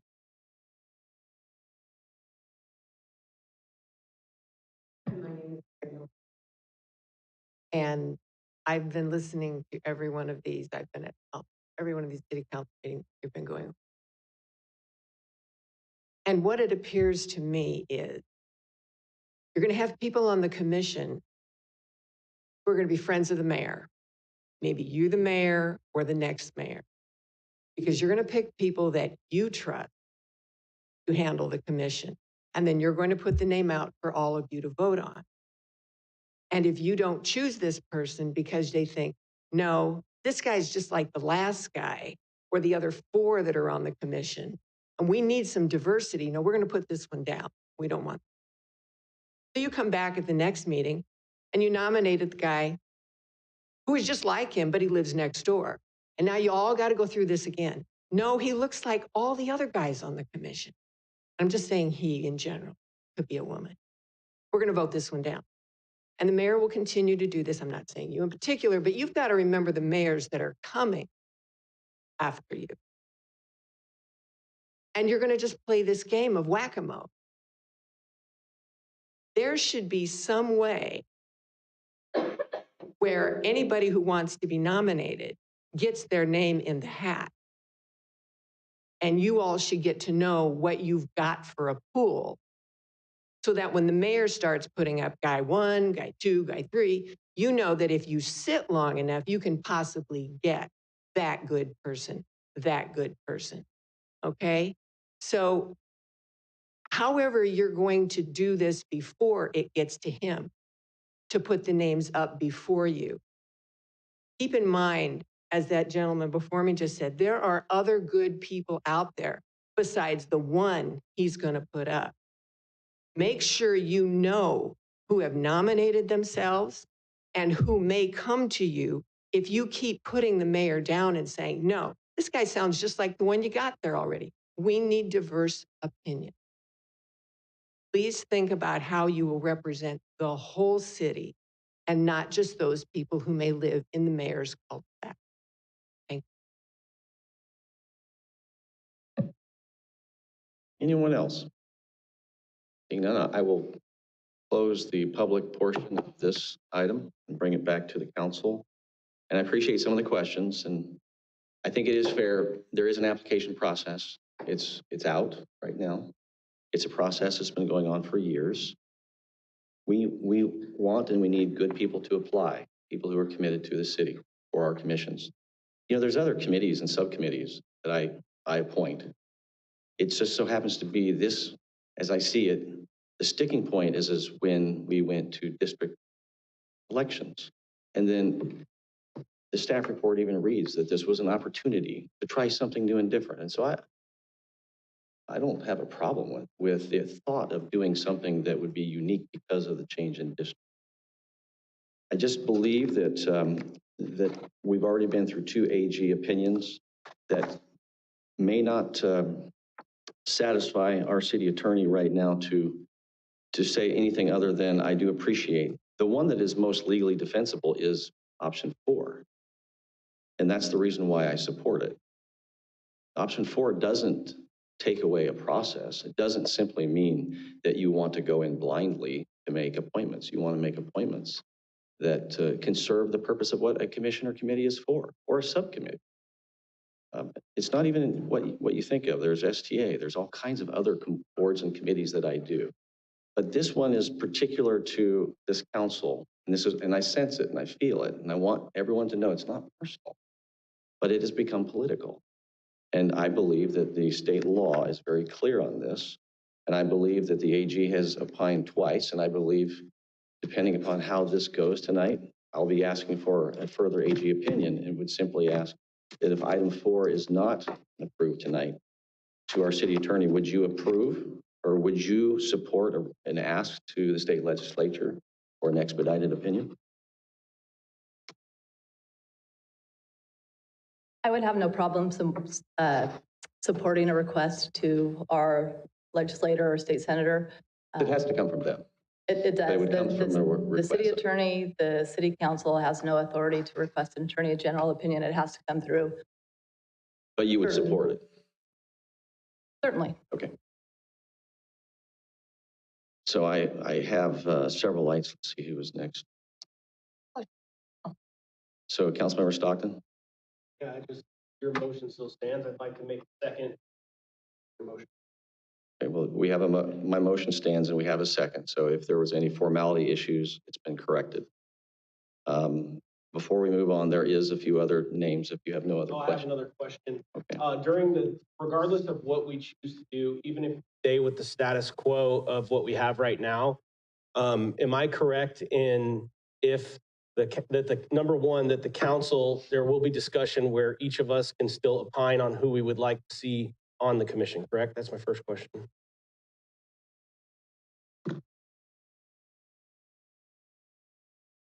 Was that directed to me? Yes. Yes, through the appointment process, even as it stands now, every council member has the opportunity to participate in that discussion. Right, and then even if each of us, or the 3 of us that are choosing for our district, even though they may not live in our district, or choosing our person, there's no legal, is the mayor legally obligated to put those names forward for a vote of the entire council, or does he have to make the nomination of those people? The actual appointment has to come from the mayor. So we can say we want persons 1, 2, 3, and if the mayor says 4, 5, 6, we vote on 4, 5, 6. Am I correct? Correct. But we still get to pick, we still get to say out loud who we want 1, 2, 3. And if we don't like 4, 5, 6, then we can vote to not ratify the people that are appointed by the mayor, correct? Yes, that's how it would work. Okay, and is there any circumstance whatsoever where the council members get to put the names forward and force it to a vote of approval without the mayor putting the names forward?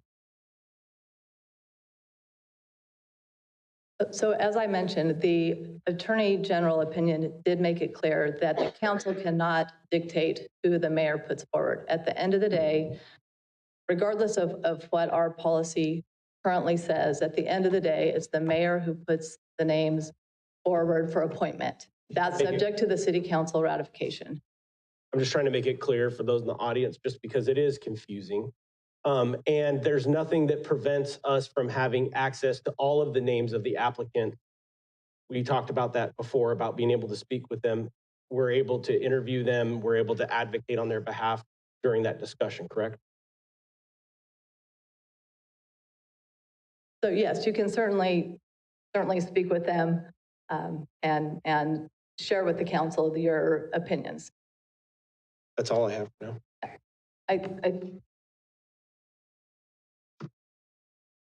Did you have anything else? Yes, Mr. City Manager.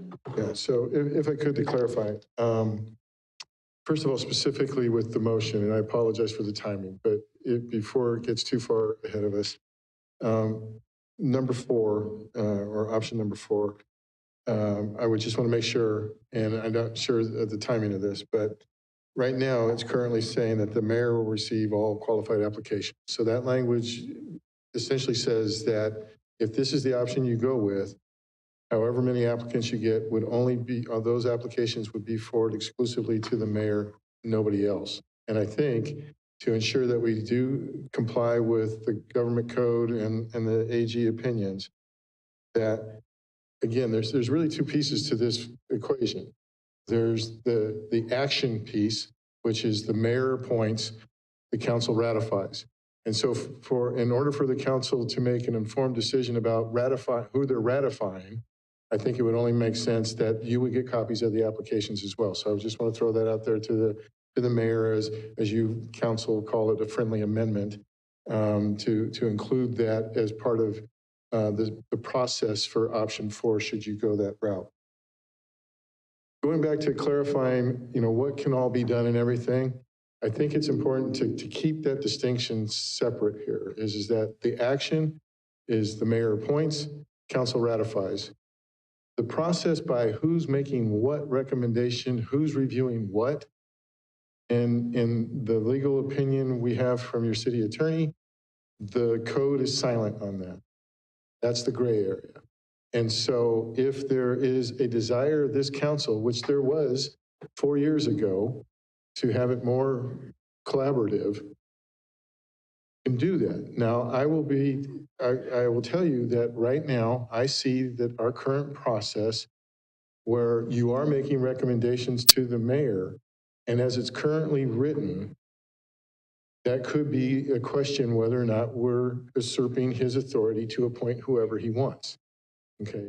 But the code does not say that you can't create a policy as long as you do not take that ability for the mayor to appoint whoever they want. Okay?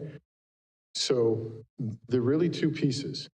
The process, which I think is really what all these different options relate to, because the actionable part of this is the same no matter what option you choose. Okay? So I hope that helps. And I would simply offer that I don't have any interest in having a secret or private process. So applicants who come in through any of these processes, some of them are recommended. The key is, as I see it, you don't recommend them to to the mayor, you recommend them to the application process. So there is a policy that says, hey, you know someone who would be really good for a committee, a commission. These conversations happen all the time. There's nothing new. Well, there's the application process. It isn't a phone call to the mayor. It's simply, we want qualified candidates, follow a process that is legally defensible and that can be presented like any other subcommittee or commission at a public meeting. None of that needs to be changed. So if there is something that was needed in number 4, in the law is silent on it. So I don't have a problem with that. It's simply what I have seen is that where we're at, whether it's number one with some minor language change, what it does is it injects a process in front of the mayor that is part of the choosing and selecting and evaluating. And so it gets to the gray area. And I just think it's gone so far beyond the gray area because of how it has been done and visible by watching council meetings in the past. It's been, who do you want? Who do you want? Just tell me who you want. And so that may sound good because a former mayor said that, but that doesn't mean that it's legally defensible or good practice or policy based upon the law. So that's all. Councilmember Silva. Thank you. I think we spent like well over 3.5 hours on this particular topic. Mayor, you mentioned this concept between personal and being political. Now I'm even confused as, is this a political issue or is this a personal that's become a personal issue? We're bringing up. Please let me finish so I can just be done. You asked me a question, so I answered. Go on. Sure. So when I hear things like AG opinion, I hear opinion. And I understand that these are practices just similar to like medicine is a practice, law is a practice. A lot of things are fluid. A couple meetings ago, Councilmember Stockton gave highlighted some great praise for every individual one of us. And in that, what I heard and how I interpreted that was that each of us have a different perspective based on our experiences, based on our education, based on, again, just everything that we've been through.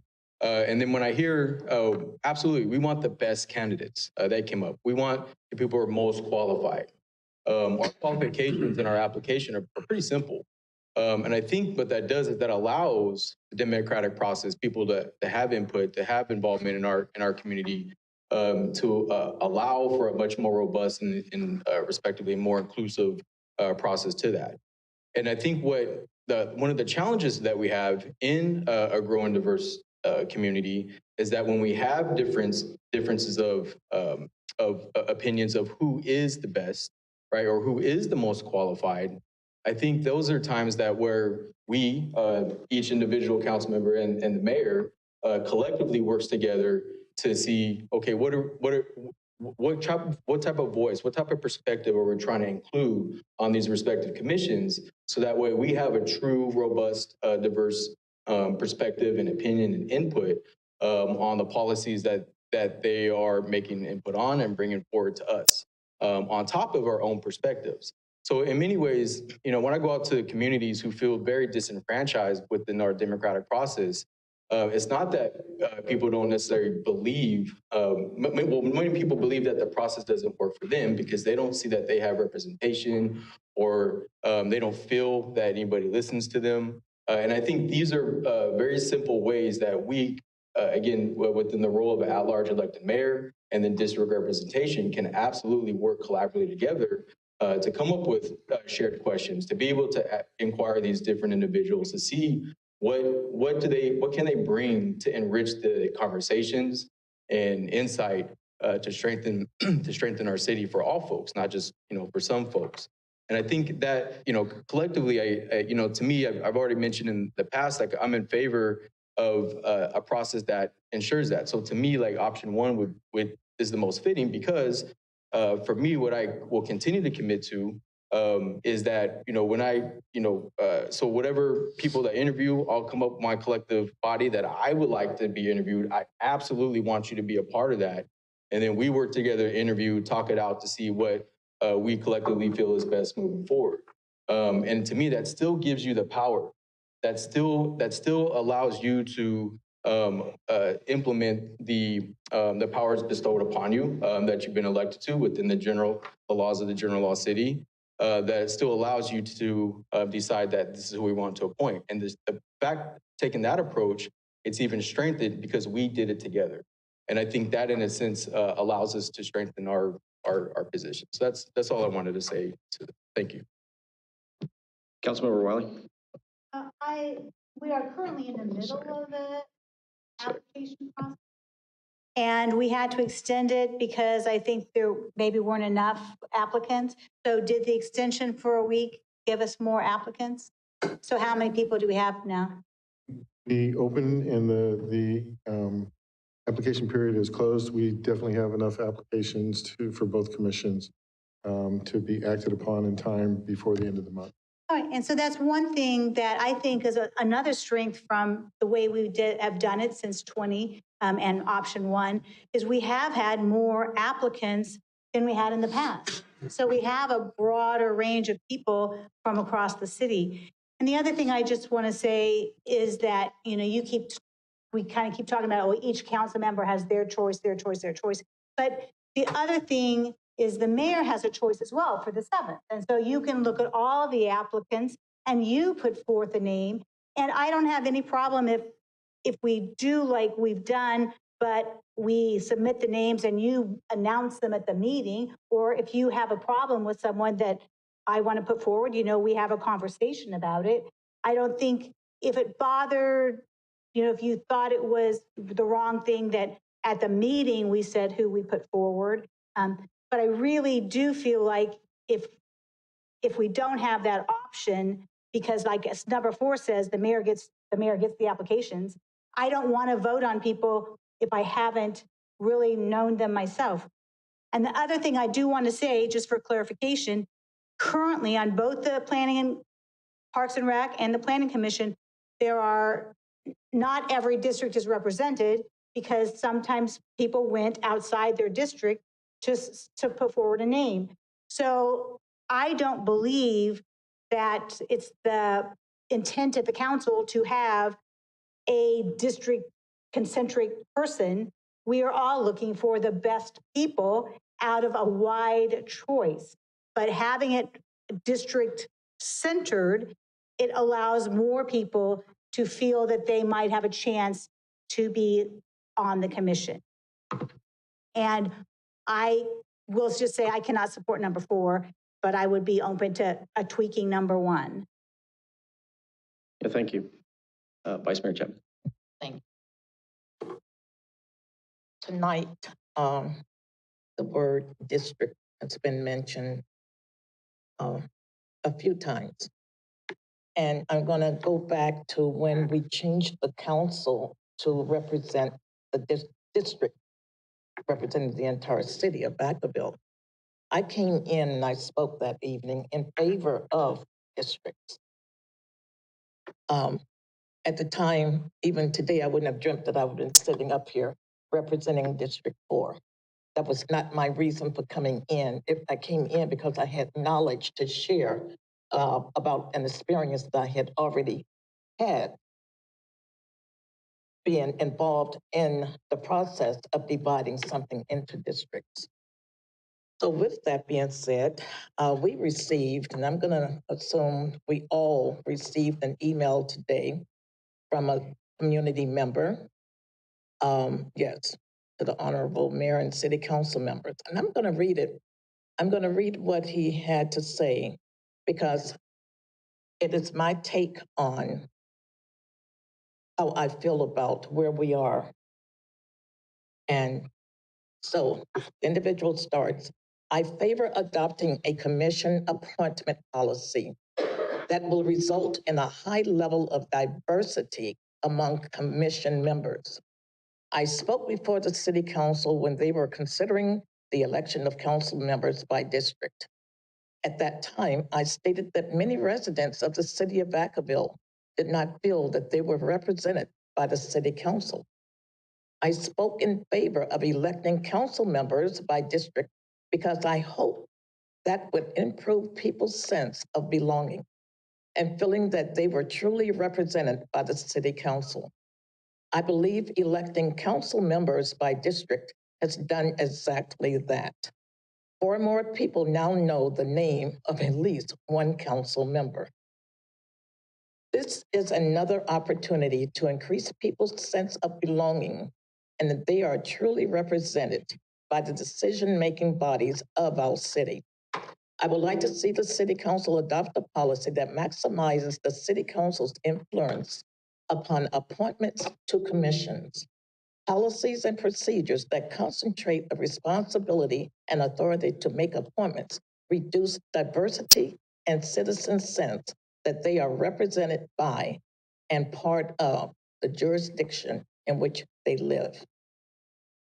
Since I've been a member of the City Council, I've had people throughout the city, beyond District 4, that have noticed the difference of this council. I mean, they compliment this council and they admit we all are different. We're all representing not only the entire city of Vacaville, but we're representing the area where we reside. Now, that flooding that had been taking place, I'm going to close it up. The flooding that had been taking place over 20 years had never been addressed by this council and had anything done until I got on this. So I appreciate with that, I'm going to say, that. and with that, I think each of us can say a difference has been made since we've gone to districts. So what I just want to bring it back. So we're talking commissions, not elections. I am going to support item 1 that I was about to close and that I wanted to share my position, okay? I'm sorry, I didn't mean to cut you off. It's just that we're talking about elections, but this is about appointments. And so I just want to. You were the one who first mentioned district, and so that's why I felt comfortable. And listen, I don't have just the districting of elections. It was part of election. Okay. That's it. And so with that, Councilmember Stockton. Yes, I've heard everybody's comments, and we've talked about districts. We've talked about representation where people live in the area that they reside. I'm wondering if the city clerk could tell me how many, of our commission representation, can you tell me which districts on both Planning Commission and Parks and Rec Commission, on both commissions, which districts have residential representation of people who actually live in that district? District 4 doesn't.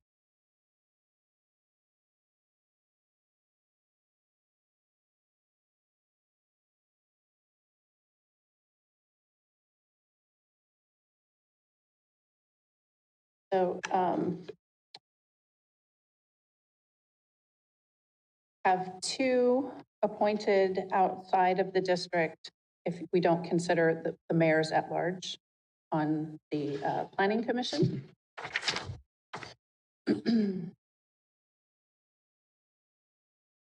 I have 1 outside of the district on the Parks and Recreation Commission, not considering the mayor's citywide appointment.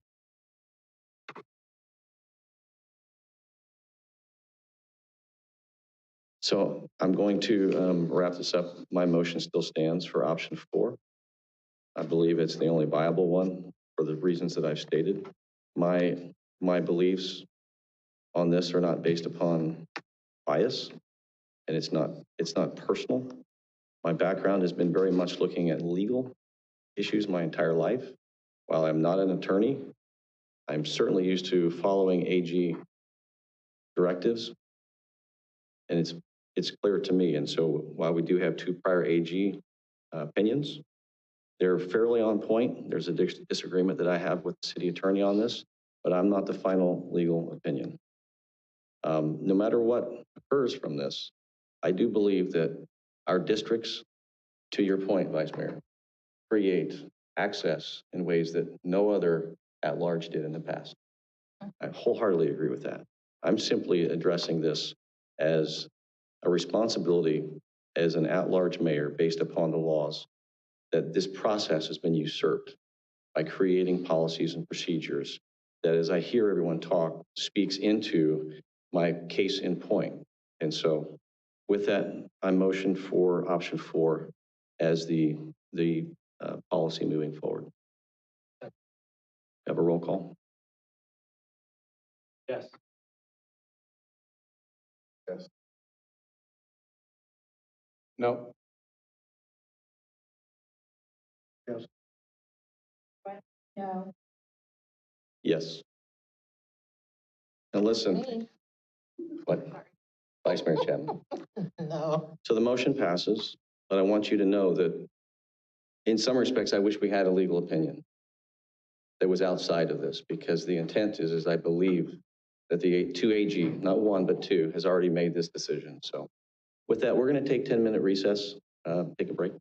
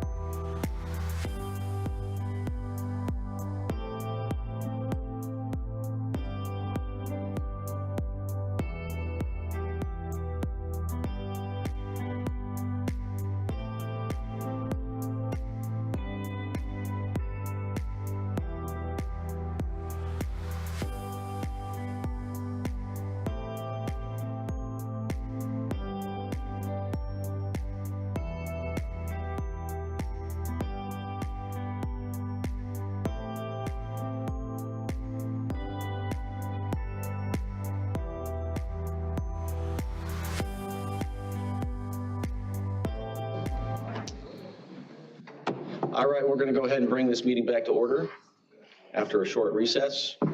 Mr. City Manager, what do we have next? Thank you, Mr. Mayor, Vice Mayor, and members of the City Council. This next item before you is a resolution accepting the water and wastewater rate study prepared by Wildan Financial Services.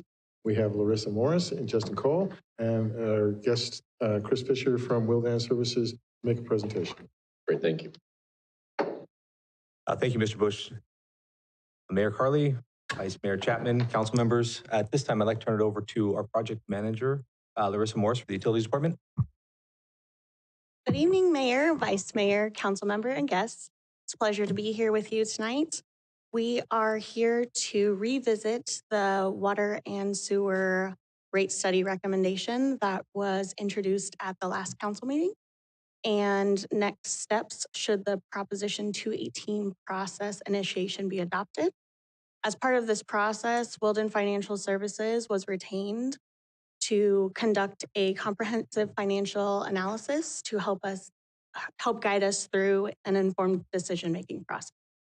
I'd like to take a moment to reintroduce Chris Fisher, Vice President of Wildan Financial Services, who you may remember from the last council meeting.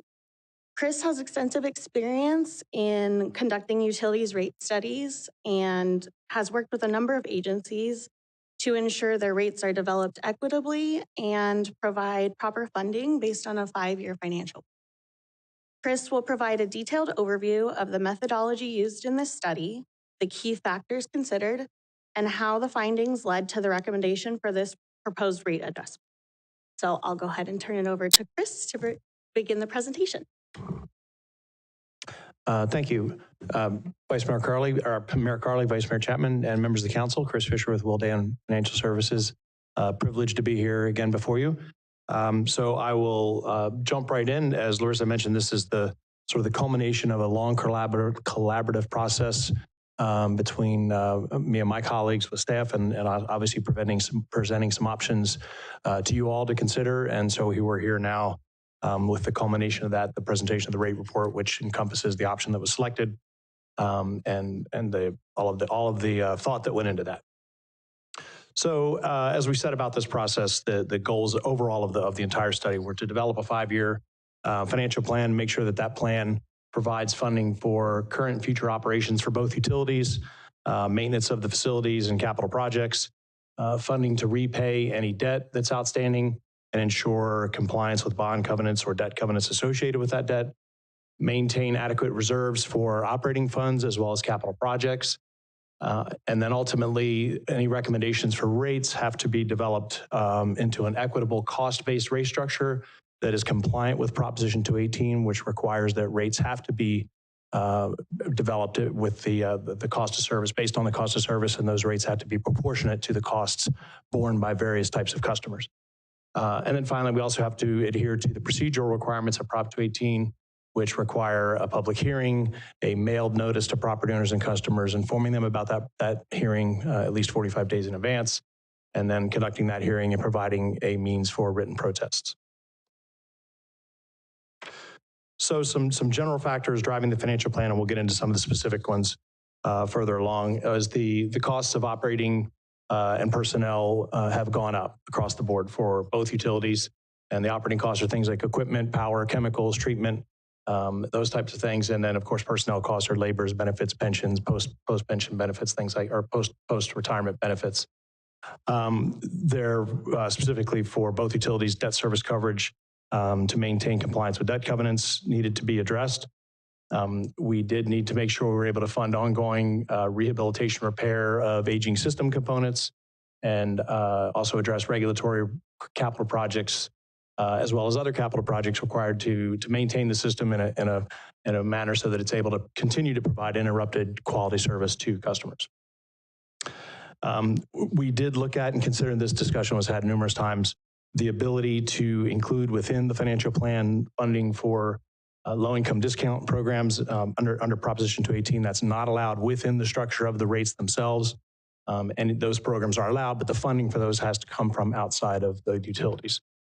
And finally, and this kind of relates back to the first 2 points, the last rate adjustment that was implemented for water was in 2020, so almost 5 years ago, actually a little over 5 years ago now.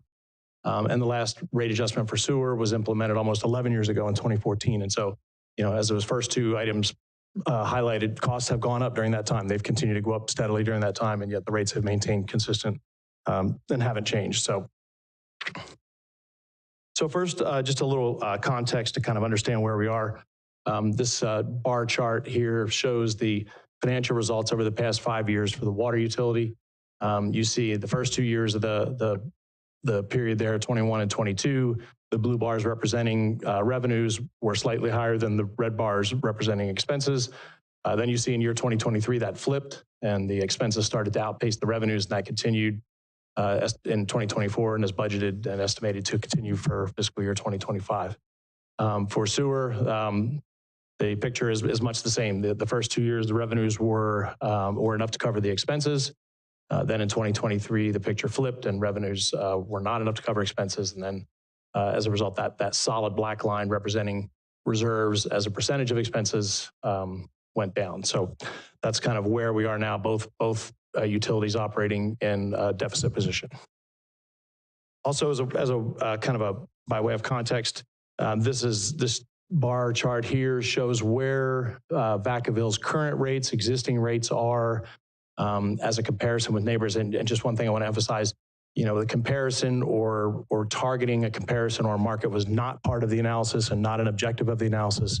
It's just kind of to show where Vacaville sits in terms of its neighbors as far as their rates go. So the solid black line shows the average of all of the cities that we surveyed, all the other municipal utilities that we surveyed. And this is a bi-monthly bill for a customer using about 2,400 cubic feet of water, combined water and sewer. And on average, that bi-monthly bill is about $357. And you see Vacaville's existing bill is about $210, so well below that average and almost all the way at the lowest end of the spectrum there. So let's talk a little bit about the methodology, the process that we went through. The first step is really to understand where each of the utilities is currently. And we do that kind of in two phases. We look at the boxes, the light blue boxes at the top where we show customer account information and usages, customer billing and historical revenue reconciliation, all of that to figure out what is the revenue sufficiency under existing rates. And what that means is if the rates were not going to change, how much revenue do we have? How much can we generate under the existing rates? And then we compare that to the process we go through in the green boxes at the bottom, where we look at projected operating and maintenance costs, debt service, capital projects, as well as reserves. And to the degree there's a difference in the revenue that's required over the next 5 years and the revenue that could be generated with the existing rates, then we need to make an adjustment to make sure we're able to generate enough revenue to meet those needs. So we're going to look at two kind of what we call status quo snapshots here. So the charts will look for both utilities. The top sort of half is a comparison of revenues over expenditures. The bottom left is a representation of the number of days in cash reserve, the number of days of operating and maintenance expenses in cash reserve. And the bottom right is a representation of debt service coverage. So we'll start at the top. You see, again, this is with no adjustments to rates. This is the status quo as is projection for the next 5 years. You'll see the dark blue bars representing revenues being outpaced by the light blue bars representing expenditures, and the black line representing net results is below zero. Shouldn't be surprising given the last 3 years of the projections I showed previously showed that trend where the utility was operating in a deficit. So this, you can see that deficit is projected to continue. The number of days cash reserve, you can see, is drawn down in deficit over the 5-year period, well below that solid black line, which represents the target. That target is 180 days, which means of your operating and maintenance costs, we take that annual amount divided by 360 or a daily amount, and we want half of the year basically in reserve. And so we're not meeting anywhere close to meeting that target. And debt service coverage, we're not meeting the target. The black line represents 1.25 days. The green line is a policy objective of 1.5 days. And what that means is we want for every, or $1.5, not days, for every dollar of debt service we need to pay, we want $1.50 in net operating results to cover that. And that's just a measure of financial health of each of the utilities. So again, this is water. You see the top revenues not keeping up with expenses. We're not meeting our cash reserve goals and not meeting debt service coverage goals or requirements as well. So this is the sewer utility. You see the picture looks much the same. Revenues not keeping up with expenses across the top, and the solid black line showing net negative results going across the 5-year period there. On the bottom, you see, bottom left, you see the number of days in cash O&M reserves. Starts out above the objective. By year 2 is right at the objective. By the 5th year, we're well below the objective.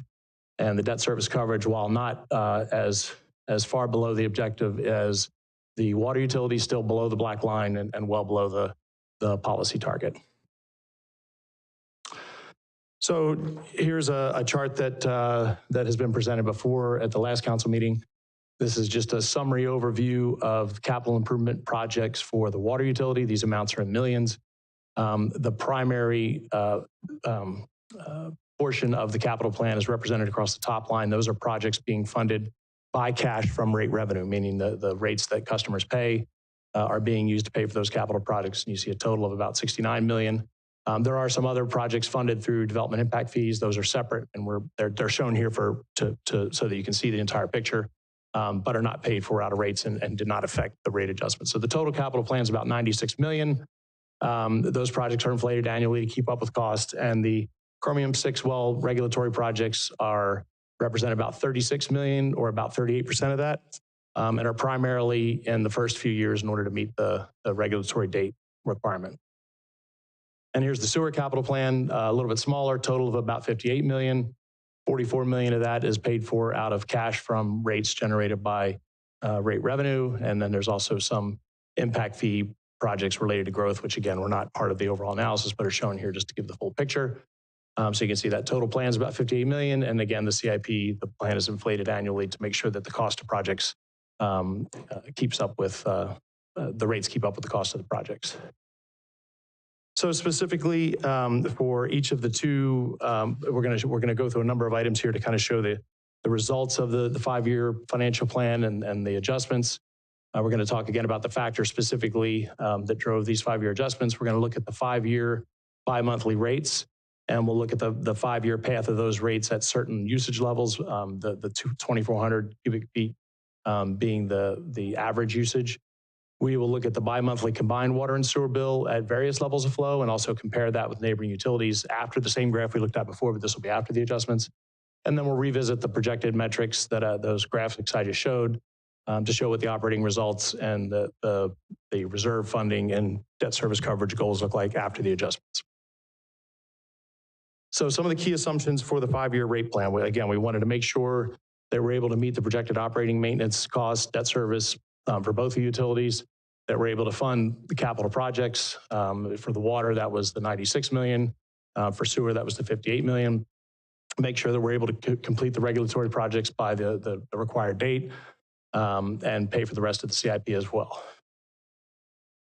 So this is a chart that shows what the current rates are for water as well as the projected rates over the next 5 years. So the sort of top section there, the bi-monthly fixed charge by meter size section, shows the existing charge for a 5/8" meter all the way up to an 8" meter, as well as fire protection. And then the projected fixed charges for each of those meter sizes for each of the next 5 years, beginning in 2026 out to 2030.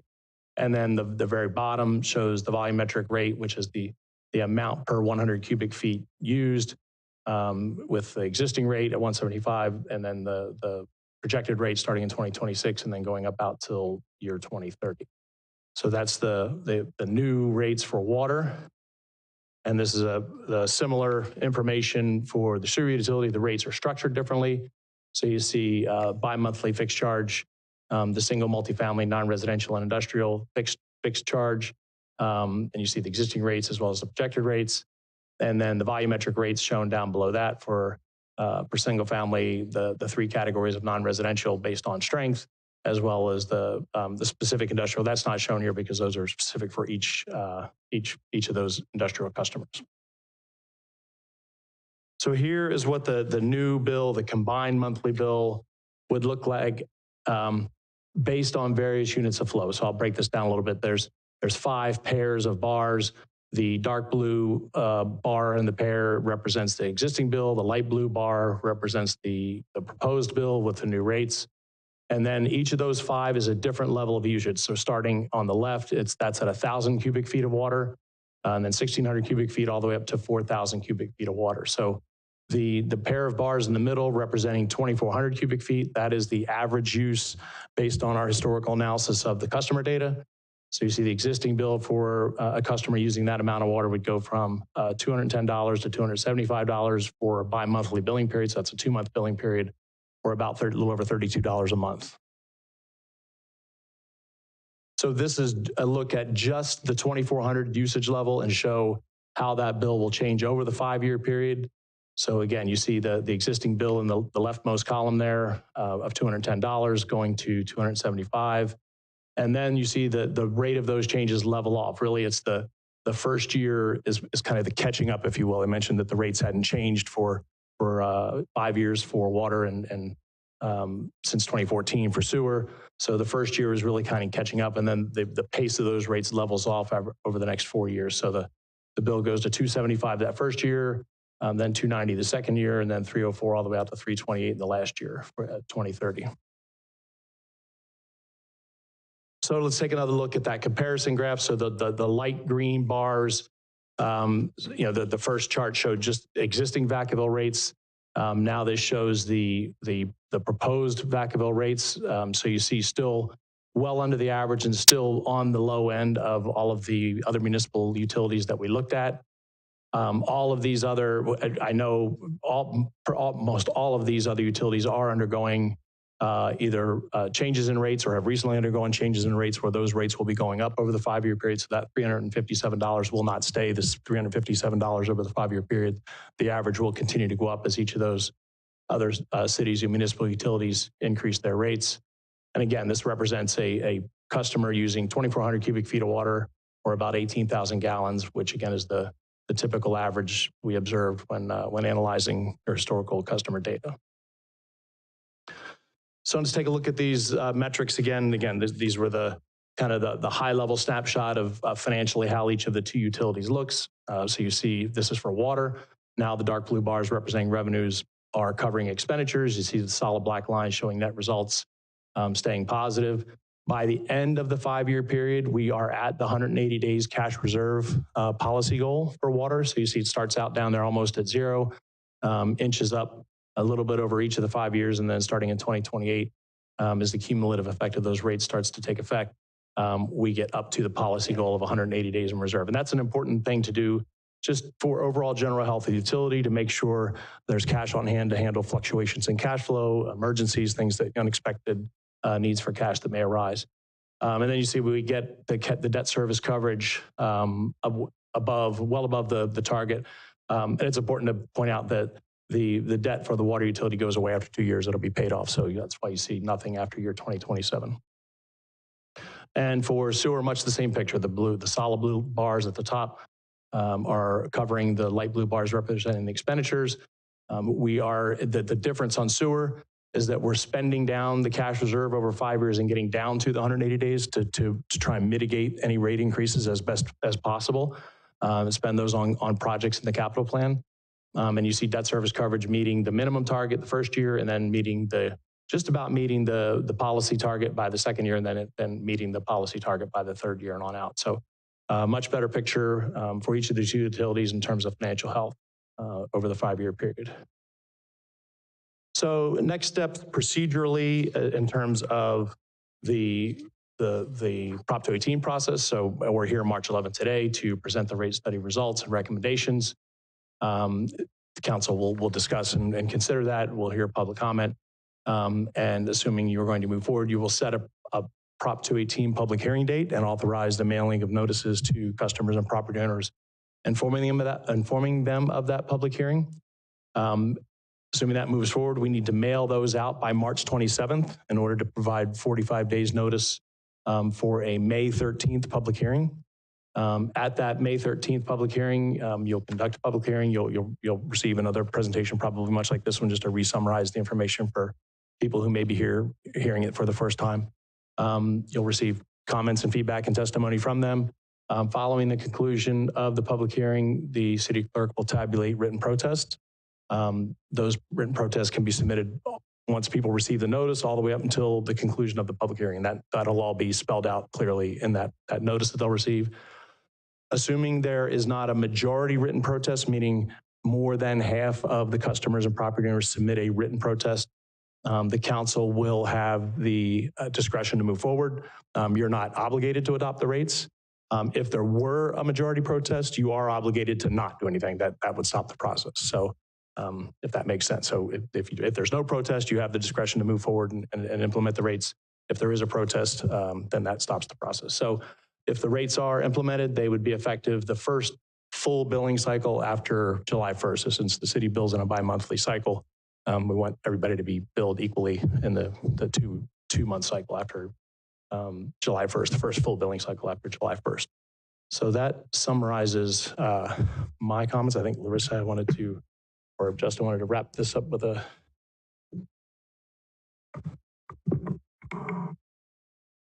And that's the ask tonight, is by simple motion that we adopt subject resolutions initiating the 218 process and receive the report. Yeah, thank you. Next slide, I think we got. I think it's important for the public to realize you didn't breeze through this. This is your second time in front of this council. So we're aware of this. This was not on consent because it's a significant item under Proposition 218, where it could propose a tax hike. Clearly understand the issue and the need, but appreciate the presentation tonight. With that, I'm going to open up to the public for any comment.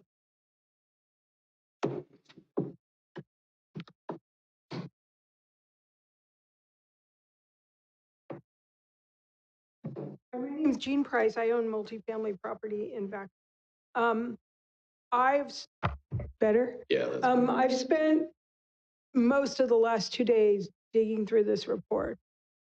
This is one of the best completed, accurate, fair, and equitable assessments of a rate study I've ever seen. And I'm very involved with water.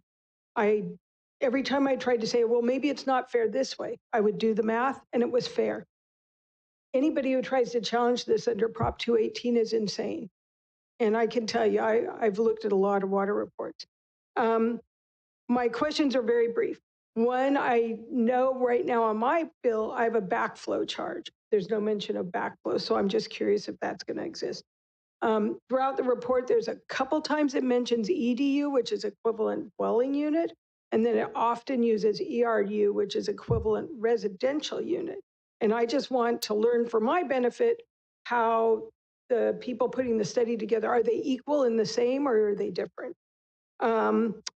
I'm curious how they decided for multifamily to get rid of the sewer variable. It's fair, it makes sense, the math works. I just am curious what inspired that thought. I wish on the public notice that's going to go out, underneath the bottom of page 2, where it talks about the proposed water rates, I wish there was some math that just explained to people 2,400 cubic feet is equal to this many gallons, and 100 or 1 HCF is equal to 748 gallons, so that people would look at the math, because the way we get our bills, it's all in these cubic feet of thing. I don't know So anybody. something with reference is what you're saying. Yes, nobody I know has a clue how much water they're using. And if we want people to use less water, maybe it'd be better to educate them. And then,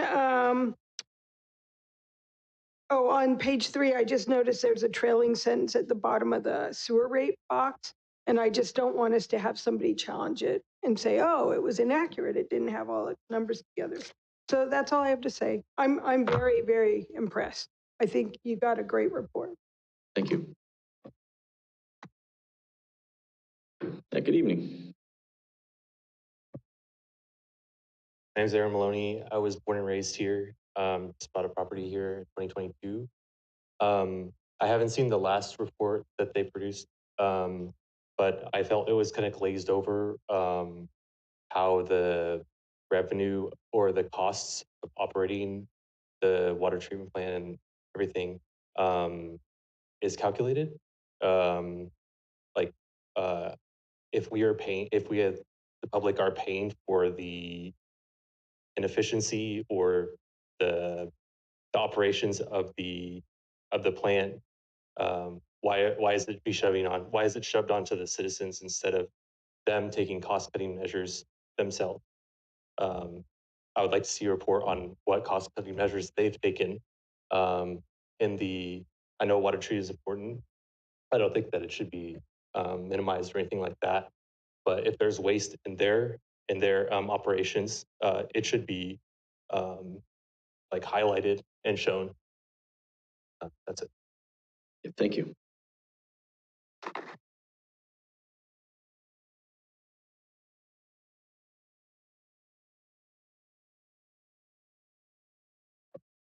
Hi, my name is Susan Ichikawa. I've been in Solano County for about 40 years. I just wonder if there is really a sucker. I mean, rates go up. I just got my notice of a whole $200 increase in my Social Security, and your water increase is going to add up in no time. Is there anything to given to senior citizens to help us along? Because I live on a fairly large piece of property that I try to. I mean, I cut back my watering as much as possible, but to just let everything go completely dead, I mean, that's the other alternative, I guess. But is there anything for us senior citizens to be considered for us in this? And what I'll do is I'll make sure that I'll ask staff to respond to that once I've closed business from the floor's comments. But thank you for the question.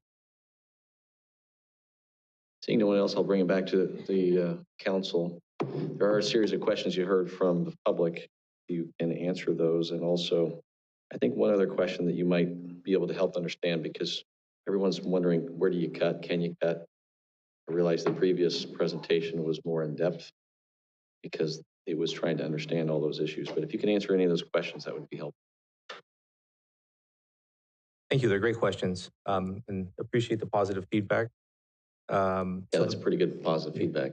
So the backflow fee, we actually have a fee for our backflows. It's a separate program that is accounted separately. So we maintain and inspect all the backflows within the city, and there's a special fee tied to each backflow within the city. The EDU versus they're essentially the same. We use. Oh, sorry, thank you. We use EDU when equating it to other uses beyond residential to show as an equivalency factor, but they're essentially interchangeable terms, so that's slightly confusing. And then I guess the next question was for me as well, so maybe I'll go ahead and address it now, was why did the multifamily variable charge go away? And based on the cost of service analysis, it really, it was more justified to simplify the structure to have just a flat rate for multifamily based on the way those properties are metered and their use patterns. A flat charge was easier to justify and defend under Prop 218. And then as far as the math on page 2, I think that's a wonderful idea. I was playing around with some numbers, and what it came out to be in rough numbers, depending on your bill and how much you use, but we are delivering about a gallon of water to your house for about a penny is what the costs come out to. So a gallon of water delivered 1 cent. And then obviously that fluctuates a little bit on your bill and how much you use, but that's really kind of the rate that we're charging. And explaining that a little bit further in the mailing out and kind of getting more perspective on that, I think is helpful. As far as cost of operations, kind of mentioning running the treatment plant actual costs, that's what this is. This is actual cost of service. And that's what Wildan did, is they took a look at everything that we do. We don't make a profit. We're in the nonprofit. This is about as transparent as you can be, saying these are all the costs. This is all the projects that we are assuming that we need to do. This is what we need to maintain that operation. As far as cost cutting, typically what happens is we have fixed costs. We have a PG&E cost. Our PG&E bill has gone from, I think it's about $2.8 million to about $5 million over the last 5 years. Our chemical costs have doubled in the last 5 years. These are costs that we have to absorb. And the way we absorb them is we reduce our transfers into our CIP project. And that creates problems when you have aging infrastructure, then you have more catastrophic failures. And we are an operation that runs 24 hours a day, 7 days a week. We have people working on Christmas, making sure water is delivered and the wastewater is treated at midnight. So the cost cutting is not necessarily like a profit piece that we can say, we're just going to reduce our profit or reduce this. It's actually reducing the level of service. Do you have anything else?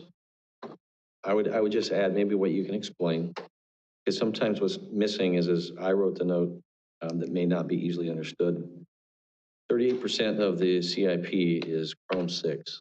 And so that is a mandate from the state to make corrections in our wells that we live in an area that has naturally occurring chromium 6. It's not that it's hazardous for people to drink, but the standards have dropped to much lower rates. Most bottled water that you drink can have more than what's in our wells, but we're required to do that. And I think that that 38% in that is part of this.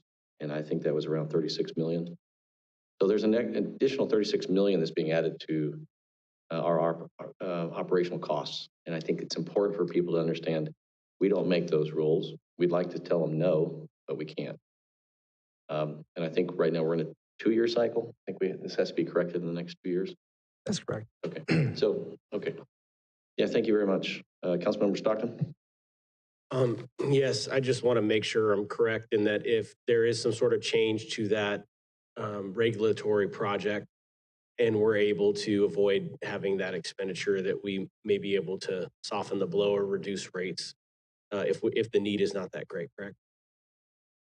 Absolutely. Okay, and the other question that I have is, does this take into account recruitment and retention issues with your staff members and not having to contract out some of the services that we need to keep our plant running and operating safely? Yeah, the model or the rate study that they prepared is fully staffed, including inflationary factors built into that. All right, so we won't have to like pay somebody from outside to come in, correct? Correct. Yeah, I think there was one other question, comment from the floor, and that was, how do we assist those who are on fixed income as these do impact our residents? So we do have currently a low income discount program. It is not specifically for seniors because that is prohibited for it to be restricted to a certain class of customers. So for equity, it is based on income. So the way we run that program is based on PG&E qualifications for their CARE program to ease the administrative burden for our staff. Since that program and the guidelines are already established, they would need to show eligibility that they're either believe that they're actively enrolled in the program. So right now, we did do a little bit of research, and it appears that we currently have less than 1% of customers that are enrolled in the program. So is this maybe based on the lack of knowledge?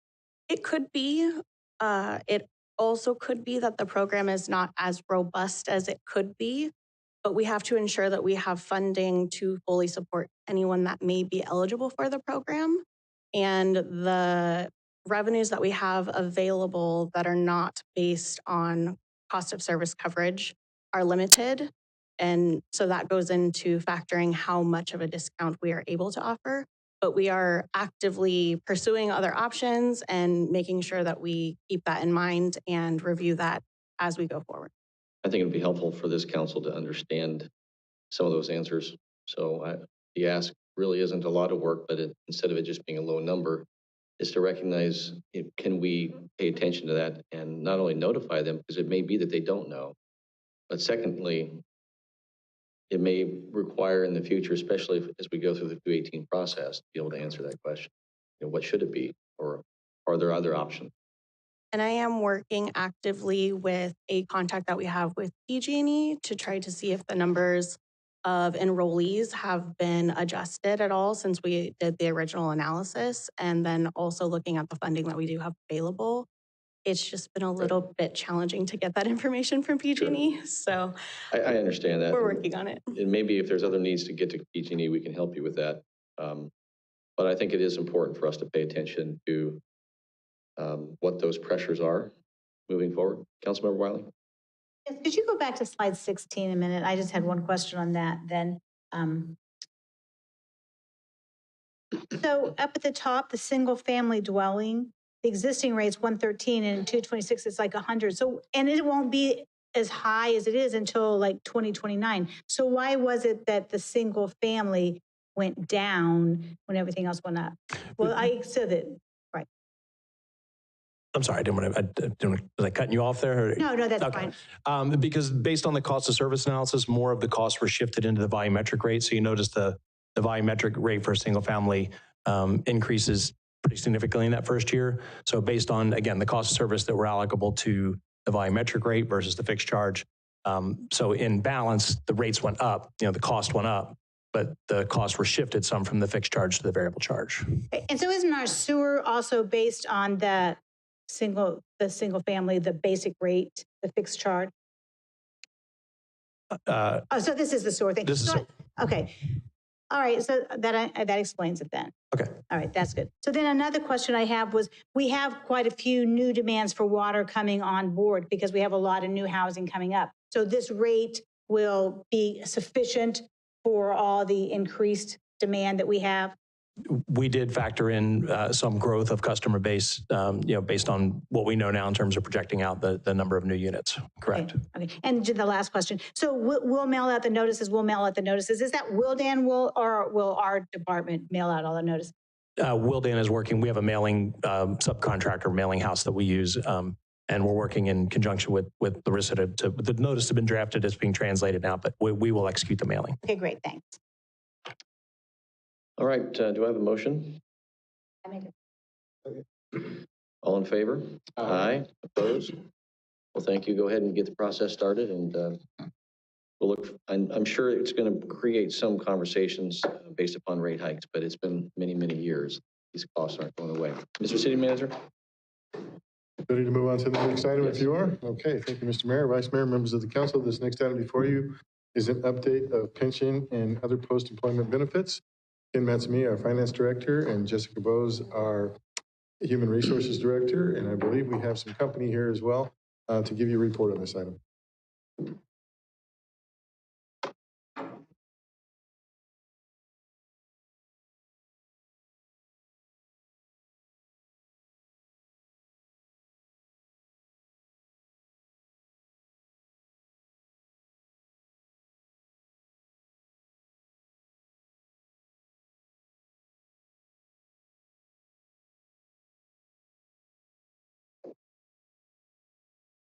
Thank you, Mr. City Manager. Good evening, Mr. Mayor, Vice Mayor, members of the council. As the City Manager mentioned, tonight's our annual update of our unfunded liabilities. And when we talk about our unfunded liabilities, we're talking about our pension and OPEB, which is also known as retiree medical. Starting off with some definitions that you're going to hear with actual reports is very specific terminology. And so some of the key ones that we'll be talking about, or if you look at the report that you would notice is the valuation date. And so the reports are as of a certain period of time. The two timeframes that we're looking at are for our pension liability, our CalPERS. That's going to be as of June 30th, 2023. And then for our supplementary pension plan known as PARS and our for retiree medical, those reports are as of June 30th, 2024. The actual liability is the value of the benefits that are earned as of that valuation date. The assets or the amount of funding that's set aside to offset or fund those obligations. And then the difference between the two of those is known as your unfunded actual liability. So those terminologies kind of measure our funding status. And then the next two terms reference kind of how much we have to pay in a given year. So the normal cost is how much of the plan benefit is earned during the year. And then the ADC, or actually determined contribution, is the sum of that normal cost and the amount of the unfunded liability that we have to pay the mortgage in that given year. So last slide had the terms on there. This is kind of just a visual representation of what that looks like. So UAL is your actual liability minus your assets, and then normal cost plus your UAL amortization payment equals your ADC.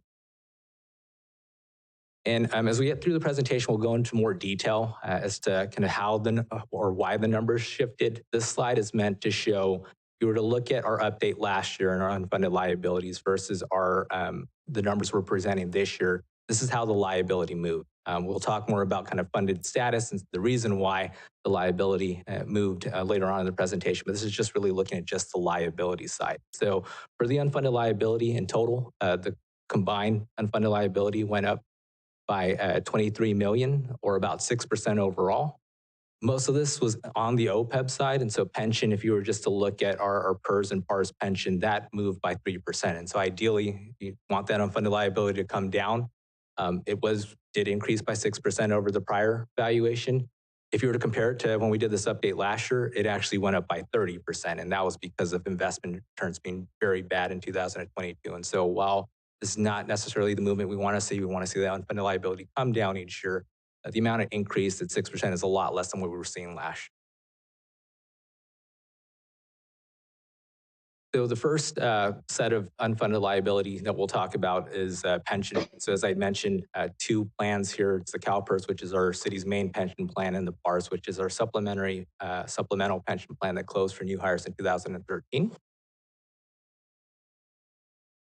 This slide right here compares the valuation results for our two pension plans, so CalPERS and PARS. And so starting off with the left, you have the numbers as of the June 30th, 2022 valuation report. And so the liability at that time was a little over $726 million. The amount of assets to offset that liability was $471 million. The unfunded liability at UAL was a little under $255 million. We had a funded ratio of 65%. And then the ADC, which is the amount that we have to pay in a given year for CalPERS. And so the way that the valuation works with CalPERS is there is a lag. And so the data is as of 2022, like when we did this last year, and it sets the rates for what we have to pay in 2025, which is the current year that we're in. The current year valuation that we're presenting tonight is, as I mentioned, as of June 30th, 2023. This is going to determine how much we need to pay next year. Fiscal year 26. So there's a bit of a lag from when the data is as of, the date of 2023, when we actually have to pay it as fiscal year 26. So basically 3 years later.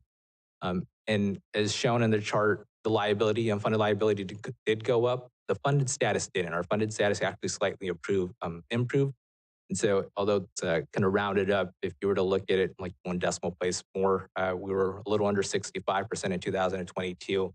We're actually slightly over 65% as of 2023. And that's where, even though we're looking at the liability increase, the fact that there is more funds in there, the funded status didn't really change much from last year, despite the liability going up.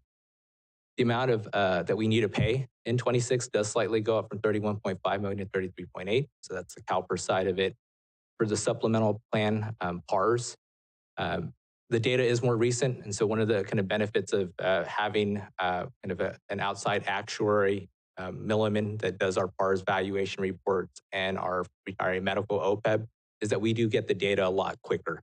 With CalPERS being such a large entity, lots of different agencies that fall under their plan, the data is a year behind, and so with PARS, the data is as of our last fiscal year, so June 30th, 2024. The actual liability, as you can see, slightly went up. The value of assets went up by a little over 3.4 million. The unfunded liability actually dropped, so it went from 43.6 to 41.4 million. And I'm going to touch on this in the next slide. Our funded ratio also improved, and so we went from 38% in 2023 to 42% in 2024. And the amount that we need to pay in the upcoming year actually stayed the same, about 4.7 million. So within the valuation reports, there's a section that discusses kind of actual gain and loss between the valuations. And with actual reports, it's a projection of the future. And so the actuaries like Eric are making assumptions and sort of on the pension side, as an example, how are salaries going to move? When are people going to retire? When are they going to pass away? And things of that nature. It's an assumption of the future. And so what this section of the actual report shows is, based off of the assumptions that were in place at the time and how things actually played out during the year, were results better than expected or were they worse? And so if you see an actuarial loss, that means that kind of in reality, what actually took place was worse than what was assumed. If you have an actual gain, that means that the unfunded liability would actually go down because what actually took place was better. So as an example, if investment returns were better than what was assumed, the liability just on that would go down if that was the only change. So on the CalPERS valuation, starting with kind of that first section up top left, CalPERS assumes a 6.8% return. During 2023, they only returned 5.8%, so slightly less than the 6.8 that they assumed, and that's why you have a loss there because the amount of investments that came in were worse than what they project. In that middle section, there was a loss of a little under 14 million due to kind of non-investment loss. This is the demographic experience categories where I mentioned things such as like how long people live when they retire, how their salaries are moving compared to what CalPERS expects, how much the salary to increase. Those are things that would, if they're kind of less favorable than what CalPERS assumes, then you would see a loss there. And so in total, the loss on the CalPERS side was a little over 7.4 million during the year. On the PAR side, because this data is as of 2024, in 2024, the PARS investment actually saw a gain over 10%. And so as this shows here, the PARS valuation assumes that investments are going to return 6.5. We had a return over 10%, and that's why you see a gain there where a gain or some $1.5 million to the good there. In the middle section where it talks about kind of the demographic experience and salary growth, we had a slight loss of about 600,000. That had to do with there being a greater number of retirements during the year than what was assumed. And so overall, because of that, investments coming in better than expected, you have a gain on the PAR side of a little under $1 million, 900,000. Since the CalPERS results are a year behind, we have this slide in here just to kind of talk about, because fiscal year 2024 has already ended. We know what CalPERS' investment return was for that year, even though we don't have the actual report that shows that. But we have the slide in here to kind of project or kind of show what are the things that are potentially going to be shown in the actual report for 2024. And so really the first thing is the investment return. As I mentioned, CalPERS assumes a 6.8% return. 2024, we know that they earned 9.3%. And so just on the investment piece, we should see an actual gain there where the liability should go down based off of just that. As I had mentioned earlier, the valuation results for 2024, those aren't going to be available until July of 2025, and then we start paying for that in fiscal year 27. At CalPERS, they go through this kind of 4-year cycle, asset liability management cycle. That's what that ALM cycle, what that abbreviation stands for. That's where they're looking at things such as their actuarial assumptions, sort of like, inflation, salary growth, what's taken place over kind of the last several years to where do they need to change their assumptions on how long people live, things of that nature, the discount rate. So as I had mentioned, CalPERS assumes 6.8%. As part of this ALM cycle, they see if that's appropriate with the way that investments are going. Does it make sense to lower that, increase it? They also decide on kind of the investment portfolio. And so that's something that is definitely going to have an impact on the valuation reports going forward if they change any of those assumptions. And right now, it's a 4-year process, and those assumptions, the investment portfolio, a lot of that's going to be kind of discussed and determined from September to November of 2025 and would be in effect starting 2026. There is a forecasting tool that CalPERS provides, and so it's going to have a trend of where our funded status has been over the last several years. So in 22, we ended at 65%. As I had mentioned, in 23, we were slightly over 65%. And then in 24, because of that 9.3% return, we're projecting using that tool that the funded status will actually increase to 68%. Now, some factors that could impact that, like I mentioned, is that if inflation or salary happen to be higher than what CalPERS assumes, then that is a possibility that it comes lower than that. So I will pass it to our HR director to talk about the next section. Good evening, Mayor, Vice Mayor, and Council. I'm going to talk a little bit about OPEB or other post-employment benefits. These are any benefits that a prior employee receives in retirement other than pension. The only OPEB the City of Vacaville has is retiree medical. Currently, our structure is made up of 3 tiers. 2 of those tiers are closed.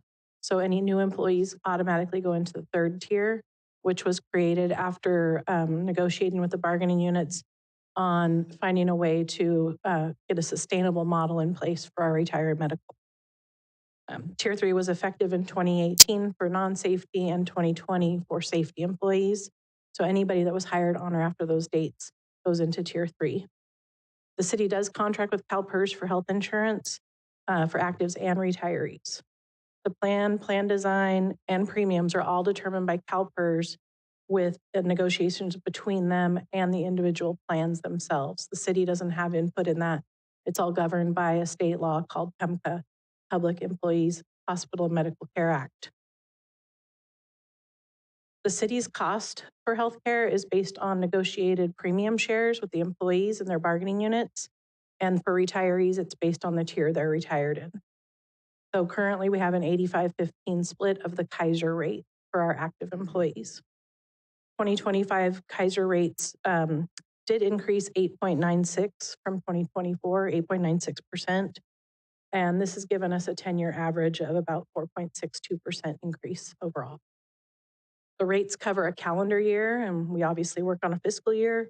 So the 2025 rates are included in the budget for half of this fiscal year.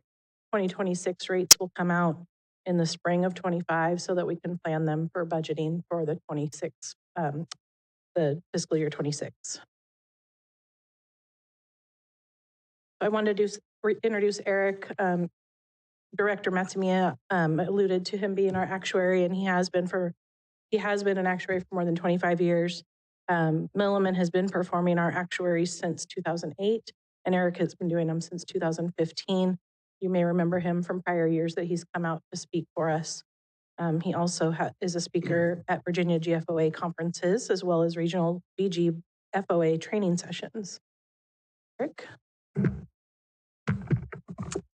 Mayor Carley, Vice Mayor Chapman, council members, it's a pleasure to be here. This is my 6th time presenting OPEB results before you.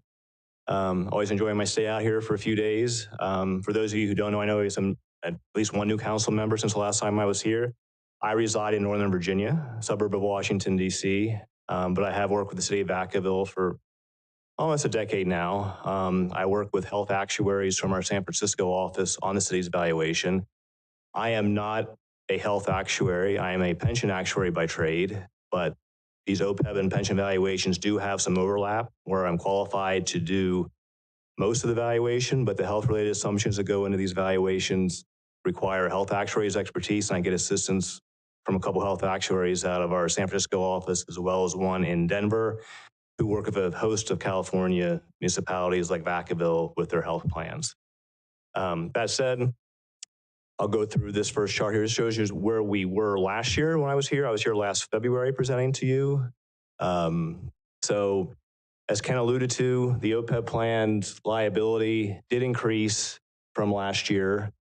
We expect it to increase just because of the accrual, the normal costs, the service accruals, and the interest on carrying the liability. But the increase is more than we expected. I'll go into that in the next slide. Offsetting some of the increase, though, is that the plan assets, the CIRBIT assets, which is the California Employees Retirement Benefit Trust that the city participates in. As you can see, those assets increased by nearly $10 million since last year. But still, the unfunded actuarial liability increased about $13.5 million from when I sat here 12 months ago.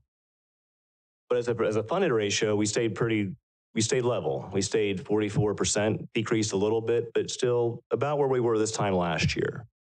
So all in all, I mean, it's not a perfect scenario, but at least the assets helped offset some of the liability increase that we saw. The actual determined contribution for the city increased by $1.5 million. And for those of you who are new to or not as familiar with OPEB, this is not a contribution. The city does not have to fork over $11.7 million to the CIRBIT before the end of the fiscal year. It pays benefits to retirees outside the trust, which is sort of something unique to OPEB plans, whereas with pension plans, you have a trust set aside for benefits and we pay benefits from the trust. A lot of OPEB plans, even though you have money set aside for OPEB, continue to pay OPEB benefits outside the trust. That's not something unique to the city of Vacaville. I consult over 100 plans in Virginia, and most who fund OPEB, not all do. Some municipalities in Virginia do not fund OPEB at all, but those who do, many just have the funds there. They still pay benefits outside the trust, and everyone has their own reason. It's perfectly fine, but they just want to wait down the road. They know they eventually have the trust set aside as sort of a safety net. They'll use it eventually. They're just not using it yet, but it is there for the benefit of plan participants. And a discount rate assumption, that's the interest rate that we assume the CIRBIT assets will earn. The city's assets are in the most aggressive CIRBIT scenario, assets allocation. CIRBIT has 3 asset allocation strategies. Strategy 1, 2, and 3. The city participates in strategy 1. That's the most aggressive. But we did lower it last year from 6.5 to 6.25. based on capital market assumptions provided by CalPERS, and also confirmed by our Milliman's own investment consultants. They believe 6.25% was a fair rate of return assumption for a plan allocated, such as the city's Surbit Strategy 1 allocation. So in past presentations, I've made reference, when liabilities came in lower than expected, that OPEB plans are fickle animals. That there will come a day when I come here and the liabilities did not come in lower than expected, but instead it came in higher than expected, and this is one of those years. So everything worked in an unfavorable way for the city. So I'll go through this chart. On the left side, the actuarial liability. So unfavorable demographic experience, how did the city's population group perform with respect to the assumptions that we have used in our model? As an actuarial model uses data, census data as an input, the city's actives and retirees. That's one input. Another input are the assumptions that Ken alluded to earlier, a set of assumptions regarding how the rate of retirement, withdrawal, death, disability, and also an input is the plan provisions, the benefits offered by the plan. These are all inputs. How did our model fare? And given that we had a loss of only 1.4 million on about 150 million, that's about 1%. That's generally an acceptable threshold. If we were having gains or losses of 5-6%, I might want to look at our assumptions as a whole, see what's going on here. Why are we not meeting the assumptions more closely? But I'm not going to quarrel over 1.4 million on a liability of 150 as far as our assumptions are concerned. So our assumptions are working well.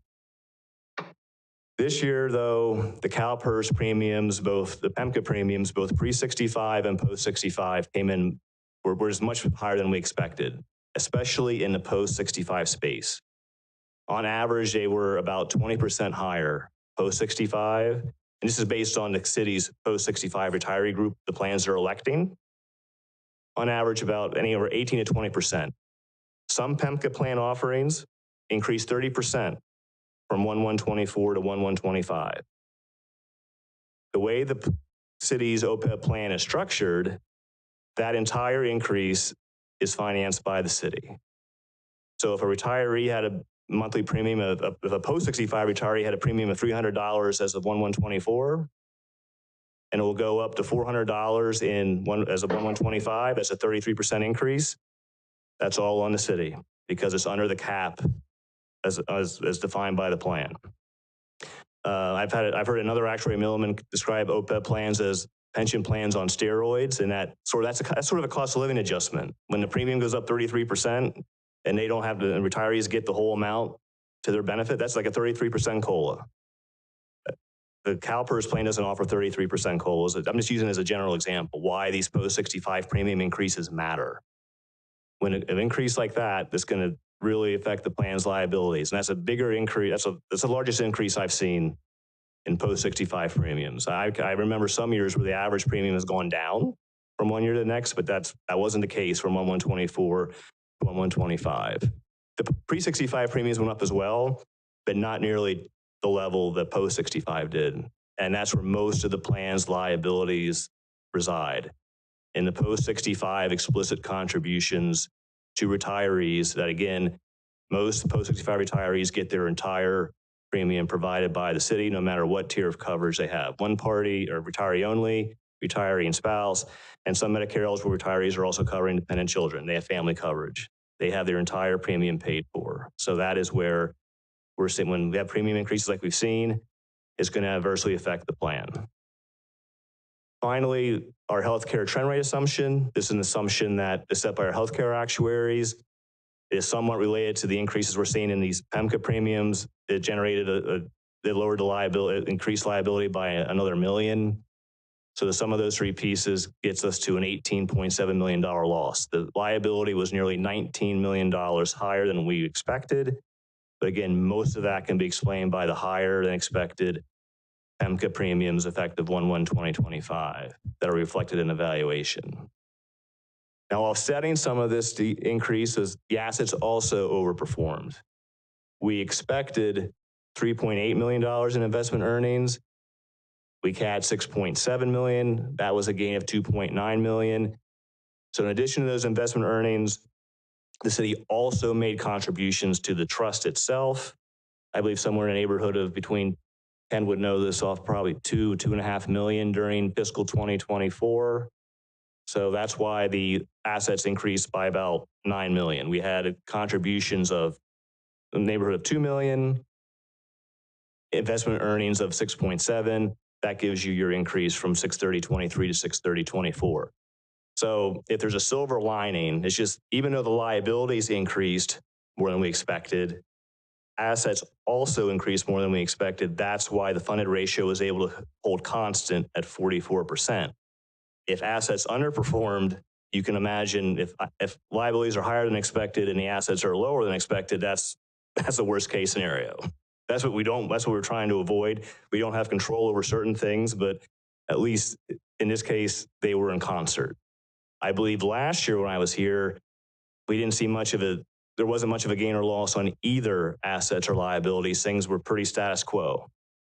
Not so much from 23 to 24, but again, at least they worked, both increased, another way to look at it, though, if assets did better than we expected, but we didn't really benefit. We couldn't benefit from it because the liabilities were also higher than expected. But there's a glass half empty or the glass half full. That's how I look at it that way. But in any event, this is a chart I like to finish with because it shows you where you really were many years ago compared to where you are now.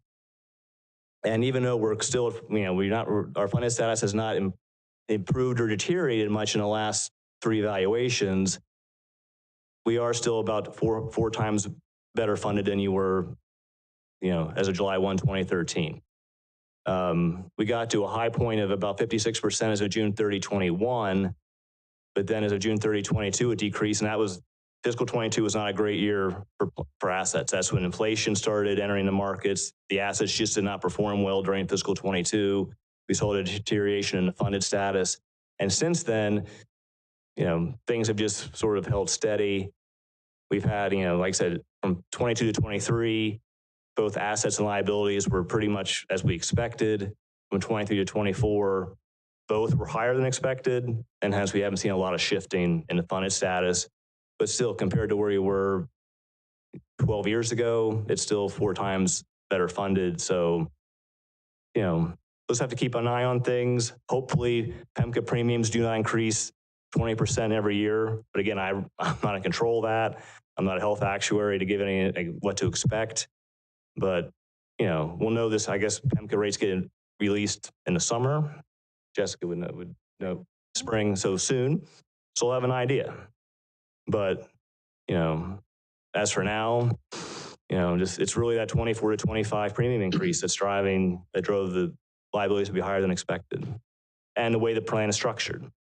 Because the ultimate cost of any plan is the level of benefits offered. And as those of you who are familiar with the OPEB plan know, it's a fairly generous plan. It's given post-65 retirees generally 100% of their premium, and pre-65 retirees, as Jessica said earlier, 85% of their pre-65 costs. So, and a lot of people elect it because it's generous. If the plan was not generous, you would see a lot of retirees maybe just forgo coverage with the city. But when the plan benefits at this level, the take rate's pretty high. So every retiree who leaves is going to elect medical coverage for the rest of their life. And keep in mind that post-65 retirees, that's where most of your retired life is going to be, post-65. I mean, if you retire at age 60, you're going to be, and live to 85, you're going to be 5 years as a pre-65 retiree, but 20 years as a post-65 retiree. So that's why the liability of the plan is structured the way it is, with most of the liability being in the post-65 space. So I'll give it back to Ken to finish up. So tonight's item is an informational item. There is no action being requested, just other than to receive the report. And with that, be happy to take any questions. Yeah, thank you very much. These are always interesting ones. There's a lot of data to it. Appreciate the fact that we do have experts such as yourself The one question that I would just offer, and it may resonate with the council as well, is given the climate, the cost, the inflation, obviously your experience in the state of California and beyond, what sentiment do we have looking forward? Clearly, there's been a huge increase. That last slide, we go back to 2015, way different. One of the questions that often may come up is there anything that we should be looking at or should be doing that we're not? Well, I just said the cost of any benefit plan is pretty much is tied to the level of your benefits that you're offering. And I'm not a California benefits expert as far as what you can do. I know union negotiations is also a consideration, but if you want to lower the cost of the plan, that's one you could look at is lowering the level of benefits. What you've done with the tier 1, tier 2, and tier 3, you've closed tier 1 and tier 2. For future retirees, you have tier 3, which is basically a fixed dollar subsidy. So no matter what happens with the PEMCA premiums, those future retirees, because I don't think we have any current retirees in tier 3. They're just too young. They don't have enough service. Their benefits are fixed. They have fixed dollar.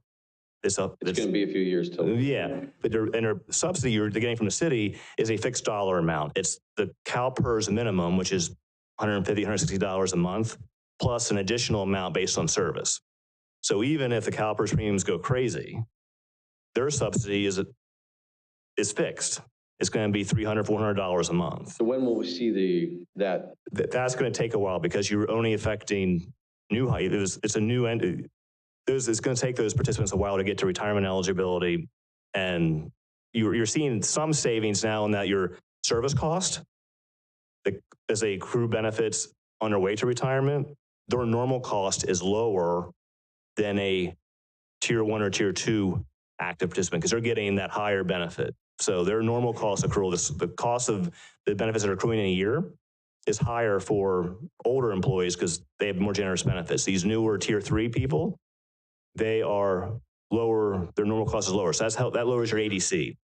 It just so isn't, it's so early in the game. Right. It's going to be one of those things where you can look 20 years from now, you can look back and say, well, if we wouldn't have made a change, our liability would have been this. But because we made a change 20 years ago, our liability is now this. This is a delta.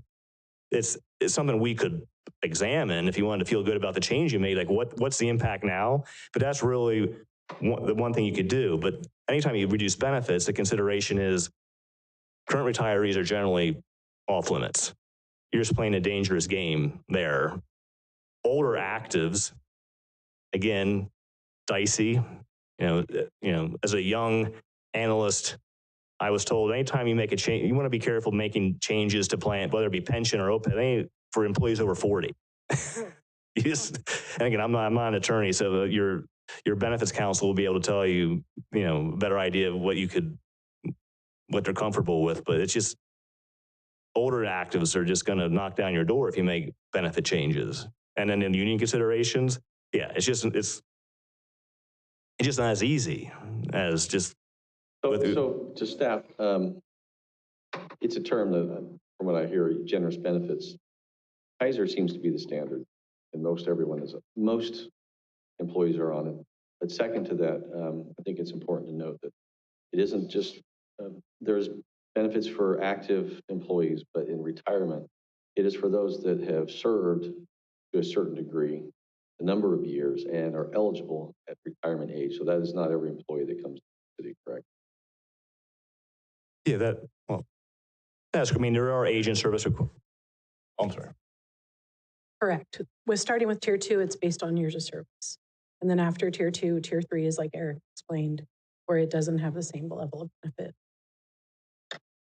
I lived through it, so that's why I was an employee and I watched it all happen. So I probably have more knowledge than most, but a lot of work was done in the past on the changes. And I think the other question I would have from an HR perspective, the medical rates are just going up at exponential rates. I think that's a cost that we see in our community, and we're in a higher rate.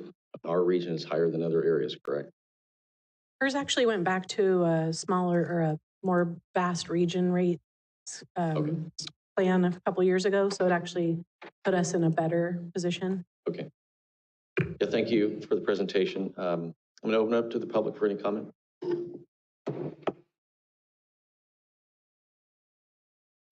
Bring it back to the council. And with it, this is no action, simply just receive the presentation. So thank you very much.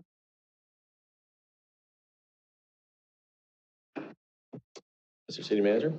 Yes, thank you, Mr. Mayor, Vice Mayor, members of the council. This next item before you is the 2024 General Plan Annual Progress Report.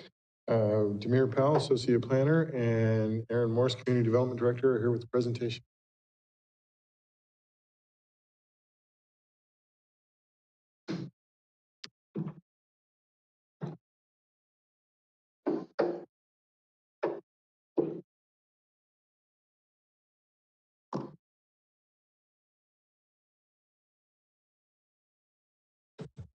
Good evening, Mayor Carley, members of the City Council, and those in attendance. This item is to discuss the 2024 General Plan Annual Progress Report. According to California state legislation, the city must submit an annual progress report for the implementation of Vacaville's general plan to the State of California Department of Office and Land Use and Climate Innovation, which was formerly the Office of Planning and Research. The city must also submit an annual report on the implementation of the housing element to the Department of Housing and Community Development, also by April 1st. As a reminder, the general plan is a guiding policy document containing programs and policies implementing the community's long-term vision for development topics such as land use, transportation, housing, and the housing element is a portion of the general plan that contains programs and policies related specifically to housing.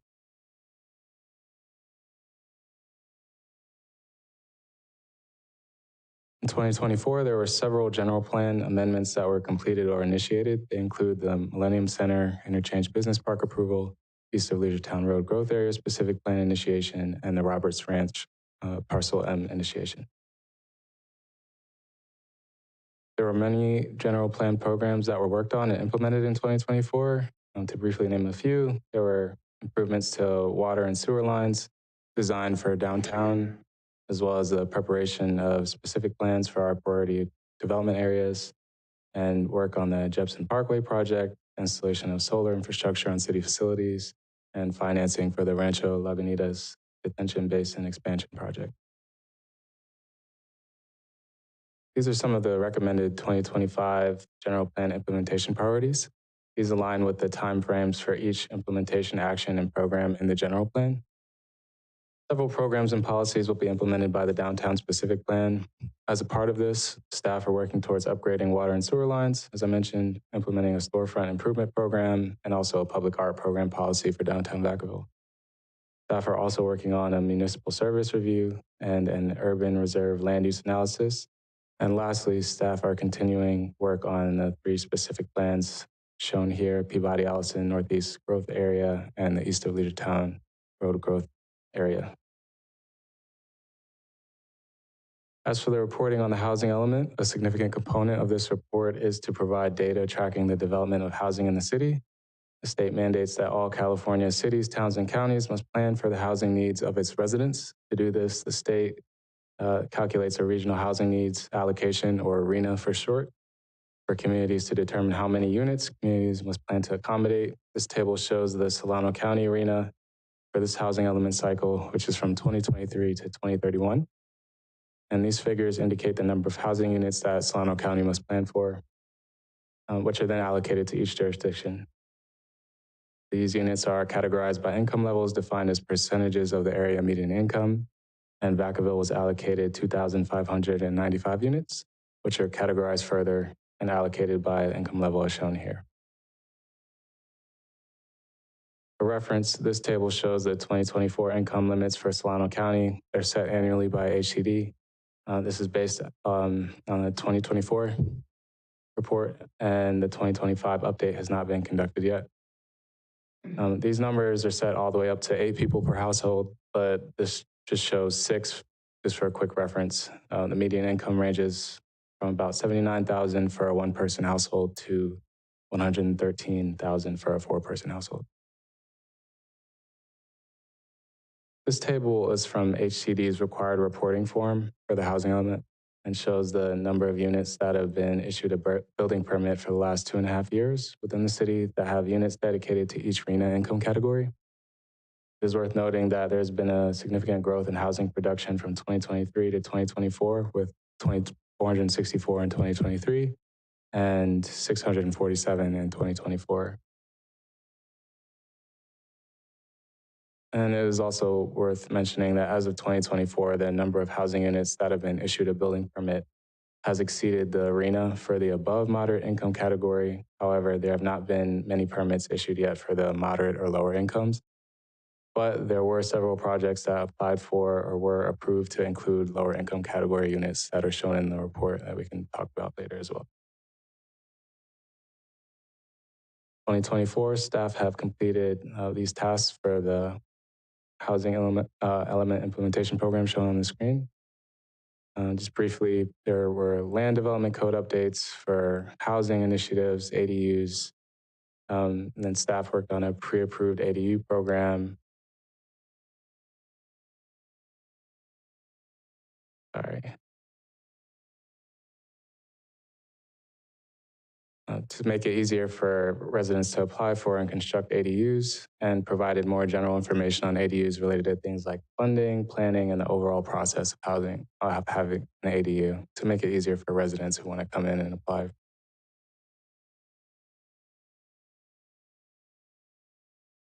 Following housing element tasks and programs are scheduled to be completed this year in 2025. Many are related to ADUs, which we have seen an increase in both construction and inquiries in 2024. As well as so far in 2025. In 2024, many of the ADUs constructed were a part of new subdivision development. However, staff is receiving many applications and inquiries from residents who would like to build as well. For the downtown specific plan, staff have completed numerous programs, including improvements to Elatus Creek, the Touch the Sky art installation, launching the storefront improvement program, which we began receiving applications for. And lastly, staff began working on a lighting study, which will be discussed later tonight. As for the energy and conservation action plan, City Coach transitioned to electric buses in 2024. And on February 18th, a study session was held with the Planning Commission to discuss this year's APR. Their questions and discussions were primarily focused on these topics shown here. The question of how the city can aid in the facilitation of housing development for the moderate and lower income was a big topic at our last city council meeting, as well as a focal point for the Planning Commission. Many programs of the housing element are recommended and target various initiatives, such as incentives for funding, making things easier for developers to build housing, with several programs such as density bonuses, allowing various types of residential development in more zoning districts, increasing the density allowed in certain districts, reducing development code requirements such as open space, increasing height allowances, participating in programs like home and pro-housing programs for the city, exploring funding resources, and many more. Funding for affordable housing and partnering with nonprofit developers was also discussed. Staff are monitoring funding opportunities as they arise, assessing the city's qualifications, and will apply for these sources where we are able. The city also does work with nonprofit developers and negotiates affordability agreements with them. For ADUs, we discussed the increase in ADU development that we've been seeing in downtown. As for the downtown Vacaville improvements, residents will be notified of any traffic impacts for the traffic-related programs, and those will be mitigated. And other programs will continue to be monitored and implemented. And I will hand it over to our director for our conclusion. Thank you, Demir. I just wanted to bring this home. Really, in conclusion, it's not just my department, it's across the city. We've made significant strides in implementing our adopted general plan. And in particular, we've met every deadline in our housing element to move all those programs forward in compliance with the state's demands. It's just very notable that our residential building permit activity is the highest it's been since the early 2000s, 2004, 2005 specifically. So it really has been a very, very busy year of new housing starts. Unfortunately, we have not issued building permits for homes in the moderate, low income and very low income categories. So while there's a lot of certain kinds of housing, we still are looking for ways to make those other ones happen. And then the next step for this is for the council to accept this report, and then your staff will turn this into the state to meet our obligation by April 1st. And then, of course, we'll be happy to do it all again next year. So that concludes the presentation. We're all available to you if you have any questions. Yeah, thank you for the presentation. Clearly, there's a lot of detail in the staff report. Thank you. Very comprehensive. So any and all staff members who have worked on it does point to there are questions to continue, but it shows a progress report. We just had the state of the city this last week, but as I read through this, it's almost when you're trying to put information in your head for being able to communicate, this would have been a perfect opportunity for a pre-read. So thank you for the detail. Councilmember Wiley. Thank you for the information. And I do see more ADUs, and you said that we've had more permits for those. Do they count toward the arena numbers, or they would only count if they're low price? Because the ADUs that are going in District 6, I don't believe are going to be really affordable. But if it is an affordable one, does an ADU count toward arena numbers?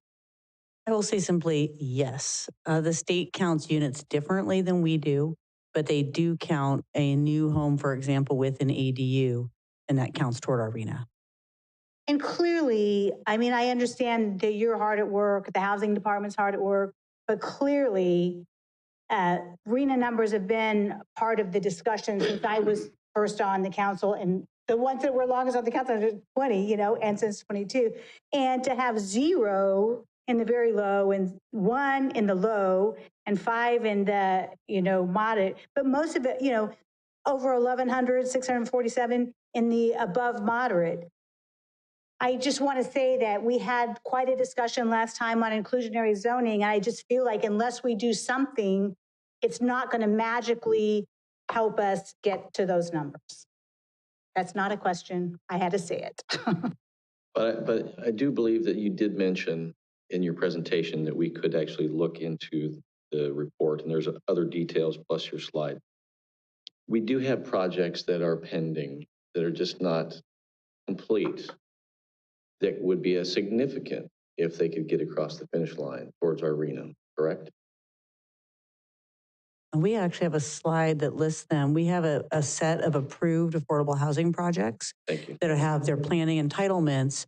However, they don't have sufficient funding to actually move forward to get the building permit and to start construction. And they don't get counted toward our arena until that building permit is issued.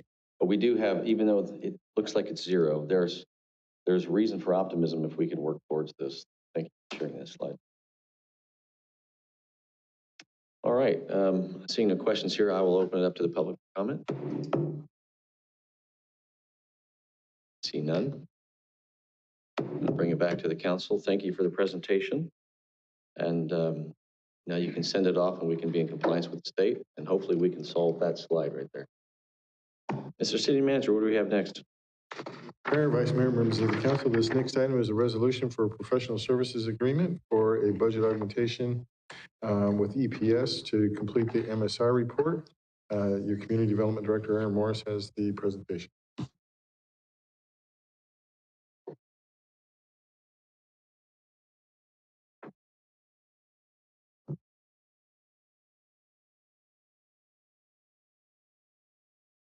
It's loading very slowly, but we will prevail. Okay, there we go.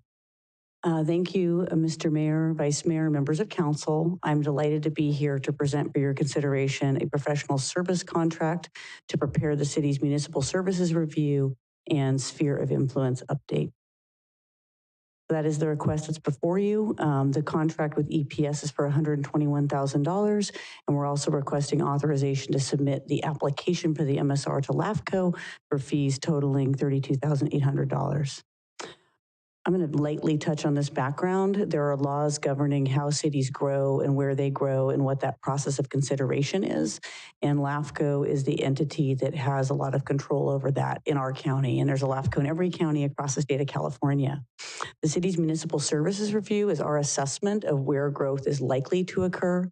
It is a data-driven approach. It also follows our general plan and a lot of other technical information.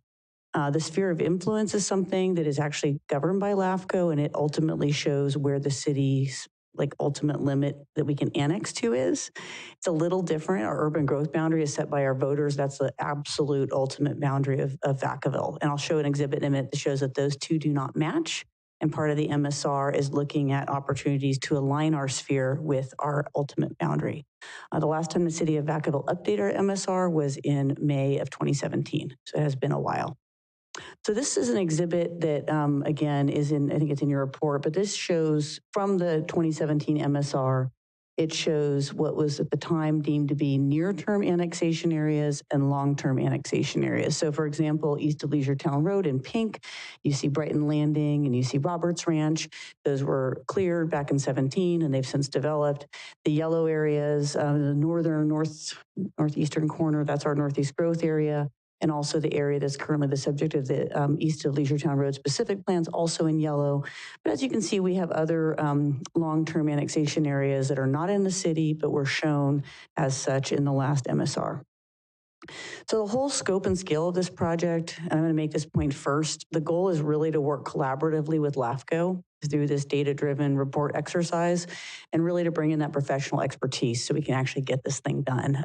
It's been lagging a little bit. And so we're going to be looking at the areas that are within the city limits that are not within our boundary or they're not annexed into the city, our urban growth boundary, and figure out which properties do we need in the time ahead, and can we provide the necessary infrastructure to serve those properties. We'll also be doing something important that we've actually already started a little bit, but looking at our residential inventory. How many homes do we have approved in Vacaville? How many homes have started construction? What kinds of homes are they? What do we need? And that's something that's really for the city, but the fact is LAFCO will need this analysis as part of making the case for our MSR. There will be public outreach, and when I go to the next slide, this is an exhibit that actually shows in a numbered sense all of the properties that are within Vacaville's urban growth boundary that are not yet annexed. So one of the things we will do early in this process is outreach to every property owner that has land that's in one of these polygons and assess their interest in potentially coming into the city of Vacaville. And then based on that and some other factors, it'll kind of shape the full scope of the MSR update. Some properties we know they're interested, some properties we haven't heard from them lately, but these properties shown in the color are the ones that are in the urban growth boundary but not yet annexed into the city of Vacaville. So EPS is going to help city staff do this. We did go to them directly to get a proposal based on their significant expertise in this topical area in the state of California. And they are scoped to prepare everything so we can submit a successful LAFCO application. So at this time, I'm recommending that the council by simple motion adopt the subject resolution, which authorizes the city manager or his designee to execute a professional services agreement with EPS and also to authorize staff to submit an application to LAFCO. And I'm happy to answer any questions that you have. Yeah, thank you for that. I don't see any questions. I will say that I appreciate, as a voting member on LAFCO, I'm learning a lot. There's another binder with a whole bunch of more acronyms, but it certainly is interesting to see what the process is of an MSR. And so a lot of work to your staff. And certainly LAFCO and their staff looks upon Vacaville in recent comments in the meeting very highly. So it's always good to get compliments from outside entities. I'm going to open up to the public for any comment. Seeing none, I'll bring it back to the council. I appreciate that. And do I have a motion? Actually, go ahead. Got a motion and a second. All in favor? Aye. Opposed? Thank you very much. All right, moving right along, Mr. City Manager. Okay, the next item before you is a study session on the downtown Vacaville lighting project. Making her first appearance before you tonight is Assistant Planner Adeline Morley, and I believe, once again, Community Development Director Aaron Morris is also here with the presentation.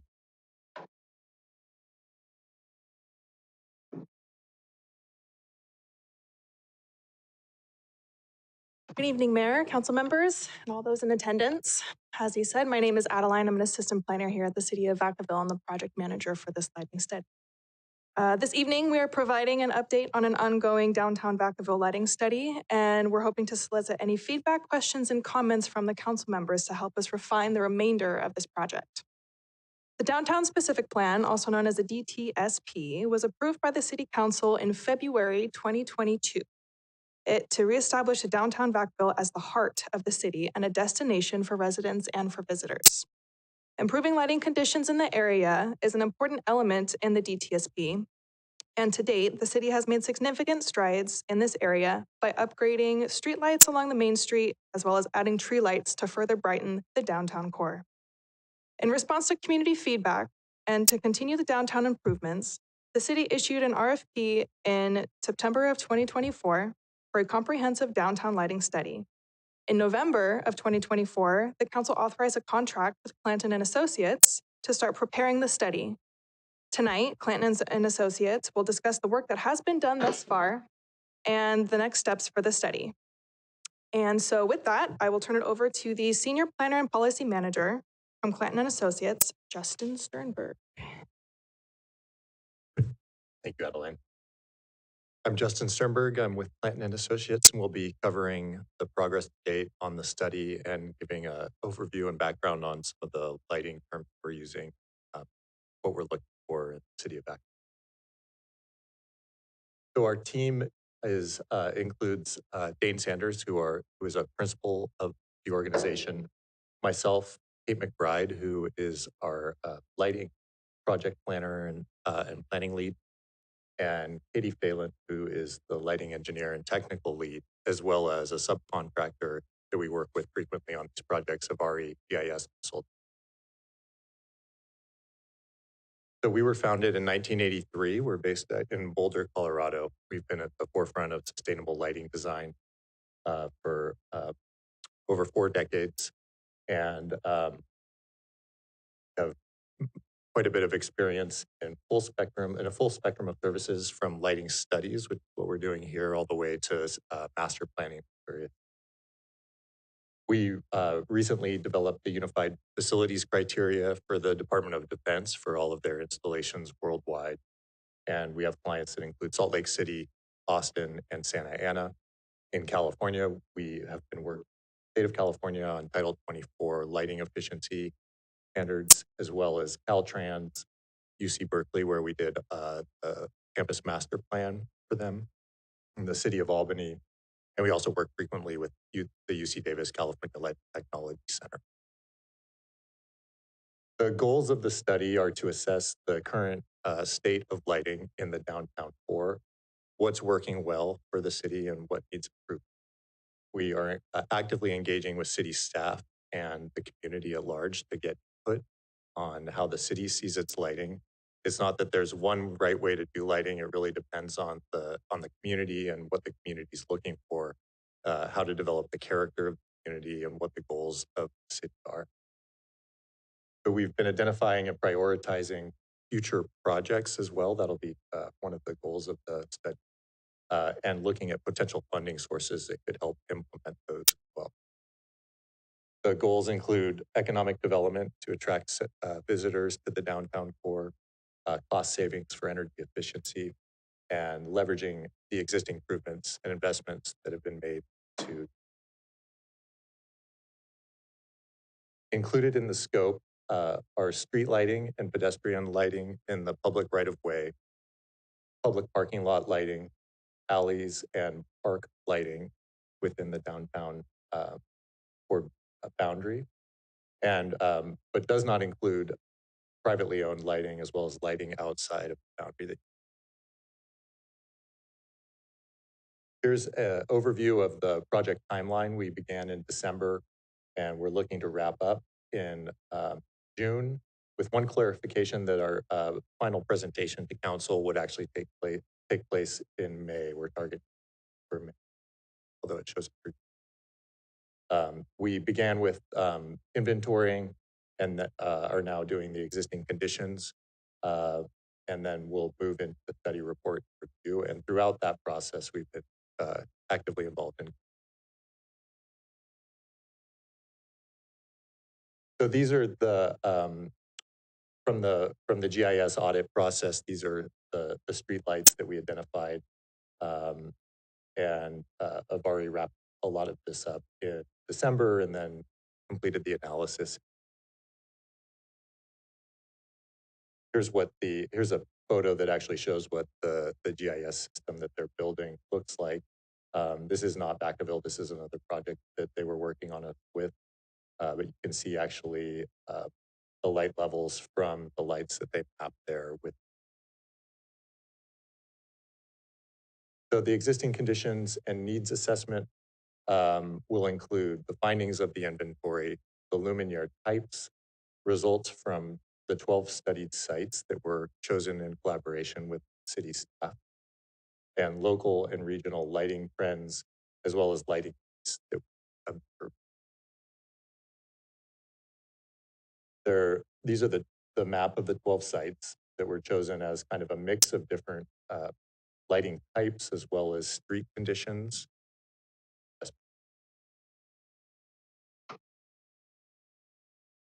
For the stakeholder and community outreach, there's a project webpage that has the project description, infographics, lighting resources. For tomorrow evening, we're planning our lighting night walk event, which will gauge community perceptions of different lighting conditions, whether or not they're working well or not, and survey the downtown. And then there's also an online survey that's open to everybody. So we encourage public participation in that to get as broad of a sense of how people perceive the downtown with regards to. There's also a downtown focus group with feedback activities and a Lighting 101 presentation. There's been youth outreach the city's been conducting to local high schools as well, educate them on how lighting works. And then the city council study session. The final study documentation will include the public outreach findings, electrical system status, map analysis, photometric standards, general recommendations, cost estimates, and grant funding opportunities. And I'll just go briefly into some of the Lighting 101 background. So these are some of the reasons that we light at night: visibility, traffic safety, late night activity, safety and security, transit accessibility, and design aesthetics.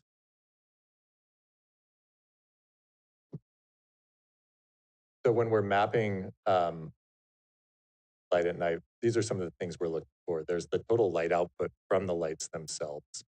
And then we're measuring illuminance, which is the amount of light reaching a surface such as the ground or a pedestrian. Vertical illuminance as opposed to horizontal illuminance is also important because pedestrians are walking. So you actually need to measure and understand how the light is actually hitting a vertical surface as opposed to just the ground itself. Otherwise, it might be more difficult to see a pedestrian in a way. We also measure luminance, which is how we actually see at night. It's actually the amount of light reflected from a surface that reaches our eye. Another thing that we look for is glare, which is the amount of light coming from a light source. On the left, you can see there's a high glare situation, and you can't tell that there's somebody standing at the gate. So you cover up the light, and it becomes more obvious that they're. And this is used in this slide, basically demonstrating that more light is not always better. Visibility doesn't track with just more and more light. There's circumstances where you actually need to have the appropriate amount of light directed at the right spot in order to have better visibility. Adaptation is another factor where you walk from a highly lit area into a dark space. This is also obvious if you're driving in or out of a tunnel during the day, and it takes a second for your eyes to adjust. And so if something's very overlit and everything else around it may seem underlit, even though it could be appropriately lit, you need to balance out those the changes there. So you want consistent light throughout an area like a downtown so that you're not going from a dark spot to a light spot and causing eyes to adapt. Another factor is the color of the light. Kelvin is how that's measured. And this graph actually shows warm amber light on the far left, which is around 1,000 Kelvin, all the way up to very high Kelvin blue light on the far right. The sun's somewhere in the middle. And then the full moon is around 4,000 Kelvin, and an incandescent light is 2,700 Kelvin. And we're seeing a trend towards warmer light at night, in part just because it's easier on the eyes to be able to see. We're adapted to being able to see more blue light during the day, warmer light at night. Here's some examples of the various color temperatures of lights that are used in the night environment. And so we are really focused on developing quality lighting systems, addressing things like light trespass, which is light that would go to somebody's window. If there's light from a street light going into somebody's bedroom, that can interfere with their sleeping. We also want to be able to streamline maintenance. This can be a major cost benefit of doing lighting upgrades is reduction in maintenance. Light pollution, which would be going up into the night sky, has been shown to impact everything from migrating birds and insects to agriculture. Health and well-being, productivity can be greatly influenced in workplaces, also detrimentally impacted, like I mentioned earlier, if there's light trespass going into people's bedroom, affecting sleep. And then, of course, energy conservation is a major issue, being able to save energy by directing light more effectively and using it appropriately. So lighting standards, just to briefly mention, there's various standard bodies throughout the world. The primary one in North America is the Illuminating Engineering Society. We sit on some of the boards that develop their recommended practices. They have a recommended practice for almost any type of light you can imagine. The primary ones we use are RP8 and RP43.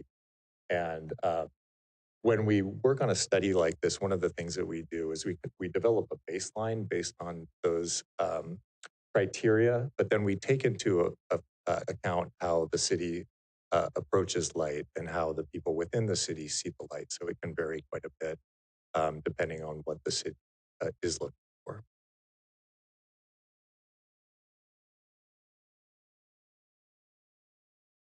Open it up for questions.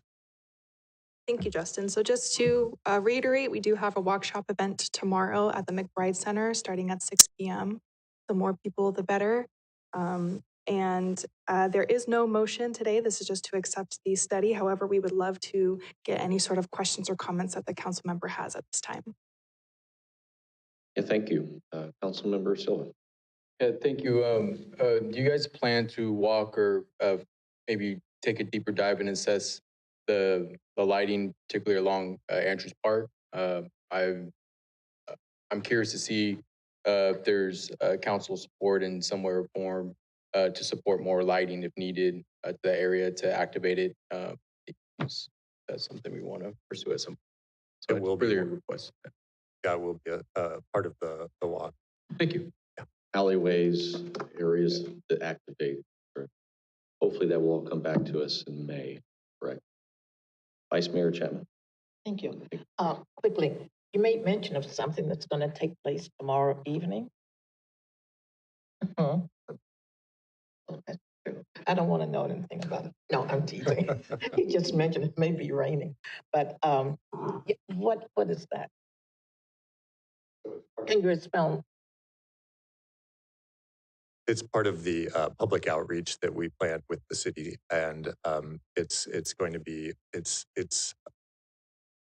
open to kind of like some public, but then targeted members of the business community, city staff, and it's an assessment including a survey of how people feel about different areas within the city that will complement the online survey that goes out to everybody. And that gives us an ability to look at how people perceive the city and where they feel the light levels are correct, where it's maybe too dark or too bright in some cases, or if there's an instance like alleyways we've heard are an issue where they're just not well lit enough. People don't necessarily navigate through them at night is safe or as convenient as it could. So a lot of it is designing a public space that people feel warm, that is welcoming, and draws people to the downtown. So you sent the survey or you sent the invite out to a select group of individuals and the business owners? We presented to the downtown Vacaville property owners and also the tenants on 2 separate evenings, small group, but we also had the assistance of Leslie Silver, the executive director. She pushed that out to everyone on her email list that's downtown. And the web, there's a lighting web page now that's accessible from Community Development's web page. The survey is there. So the event is tomorrow night. The survey is open, and it's open not just through tomorrow night. There's plenty of time for the public to engage in that. And then to follow up on that question is from city staff, is there a select group? Because I could think of Parks and Rec because you're activating, or the police department for safety. And so I could see you could have a cross-section team. We do. We have a technical advisory committee that has all the departments you mentioned and more, including Public Works field crew, Public Works leadership, PD. Everyone has a part in this. There's so many overlapping interests. Councilmember Stockton. Yes, I'll try to keep it quick. It's getting late. Very excited about this. I definitely agree with Councilmember Silva about the importance of lighting in the park. I would also like to specifically state along the creek. I think that we have Creek Walk. We have a ton of activities down there, and it's absolutely beautiful, especially now that Public Works has gotten some great work done on the creek, and it's looking fabulous. So I'd really like to make that a more usable, enjoyable space. Love the trees. And if you're asking me, I like the warmer light too. Excited to see what you come up with. I'm going to open this up to the public, although it's a smaller group in here. Bring it back, and I think you have what you need. Thank you very much. Appreciate your expertise, and I wrote a few notes down because light trespass and light pollution, there's some of that going around town. All right, Mr. City Manager, what do we have next? Thank you, Mr. Mayor, Vice Mayor, members of the council. This item before you now is a resolution for an equipment lease purchase agreement. Hopefully this is the final piece of the equation for the issue that we've been discussing now for a couple times in council. Ken Matsumi, your finance director, is here with this presentation.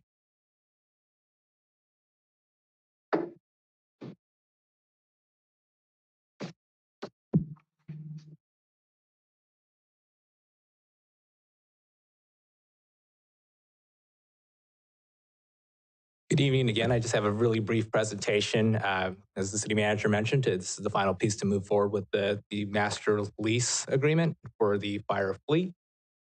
Starting off with some brief background, our public works director really discussed in detail in the last presentation and the collaborative effort he took as far as addressing the issues with the fire fleet and the problems with the delivery times, long delivery times, and the funding shortfall. He did this through the formation of the Fire Fleet Subcommittee, which involves staff from the fire department, also the Public Works fleet staff. There were 4 recommendations that were discussed at the last presentation as part of a mid-year budget update, and tonight's is that 4th item, so pursuing financing to acquire the remaining apparatus. So for the financing plan, in the fleet study, there were 8 major apparatus, and so that's 4 ambulances, 2 Type 1 engines, and 2 Type 5 engines that, per the fleet study recommendations, would need to be replaced and delivered by fiscal year 28-29. And so those are the vehicles that we are looking to finance as part of this financing plan. Additionally, there were 9 additional vehicles, support pickup trucks, SUVs as well, that based off of the fleet study would also need to be replaced as well. So in total, we're looking at 17 vehicles that need to be ordered. The goal was to follow the fleet study recommendations, but then also stay within the current annual vehicle funding limit. And so as been mentioned before, the general fund and Measure M puts $2.3 million in to the vehicle replacement fund to fund public works, fire, police vehicle purchases. Given our deficit spending, kind of understanding that we need to buy these vehicles, but at the same time, we don't really have extra funding to put additional money towards it. It was important that we find an appropriate financing plan where we could stretch those payments long enough to stay within our allotment. So in February, we solicited lease financing proposals from lenders and got 5 back. Staff has selected Webster Bank due to the combination of the bank having the lowest rate, so 4.29%, and at the same time offering the most flexible financing term. And so since we're acquiring a bunch of vehicles that have different life, type 1 engines can last up to 20 years, the ambulances have a much shorter term, around 8 to 10. Banks were willing to offer us up to like 10 years, but there weren't really any banks that were willing to go past that. Webster fortunately offered the lowest interest rate, but at the same time was willing to go out to 15 years. And that's the combination that we were looking for and why we selected to move forward with that bank. So for the ordering of vehicles, to avoid kind of a rubber band effect or kind of a replacement cycle bunching where you're ordering a lot of vehicles that have the same life cycle at the same time, if you play this out, 10, 20 years, you're gonna have to replace all those vehicles at the exact same time. And so to kind of spread that out, what we're recommending is to order these vehicles over 2 fiscal years. And so in the current year, after the financing closes later this month, as it shows in kind of that first box, these would be the vehicles that we would be ordering this fiscal year after the financing closes. And so that would involve reboxing 2 ambulances. It would be acquiring a Type 1 engine and then ordering a Type 5 engine. Additionally, we would also be purchasing those 9 support vehicles after or ordering those after the financing. Next fiscal year, so fiscal year 25-26, similarly, we'll be ordering kind of the remaining 4 main apparatus. And so that would be reboxing the 2 ambulances, ordering a Type 1 engine and a Type 5 engine. So regarding the payments, as I mentioned, there is the 4.29% interest rate. That interest rate would only apply to this year's financing. The bank won't lock in that rate for next year's order. It would be subject to market conditions, but the city has no obligation to move forward with whatever that rate ends up being. And so if that rate ends up being a lot higher than city likes, then we can kind of go out and shop that rate like we did with this financing proposal, or we can choose to move forward. And so we're definitely not locked into it. What we did with the assumption here is that assuming that interest rates move up about 0.5%, which is a really conservative number, that's what this lease payment schedule is based off of. And so to the right, you see over the 15 years, what those estimated payments would be. And so our first payment under this schedule would be around $95,000 in year 1. And you see how it escalates up. And the reason why it escalates up is that it's the payments are kind of tied to the delivery times. And so the Type 1 engine is going to take 3 years to get here. Some of the other vehicles, the support vehicles, are going to get here sooner. And so the lease payments are tied to, we pay them as we acquire them. And that's why you kind of see fluctuation as opposed to a fixed payment.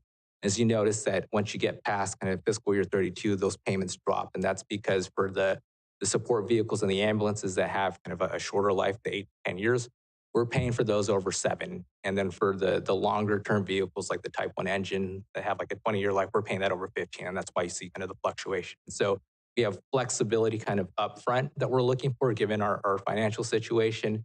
And then as you can see, it does scale up, but the thought is that we can kind of save money in the beginning years to kind of make those payments as they escalate up in 29 through fiscal year 32. So the average annual lease payment under this scenario would be about $506,000 on average. And then, as I mentioned, by doing it this way, it would allow us to stay within our allocation, our current allocation of $700,000 over the next several years. And then once it starts escalating up in payment, when we kind of get around to 29, fiscal year 29, when we have to start thinking about ordering the next apparatus, we're kind of saving money in the early years to fund that, is the thought.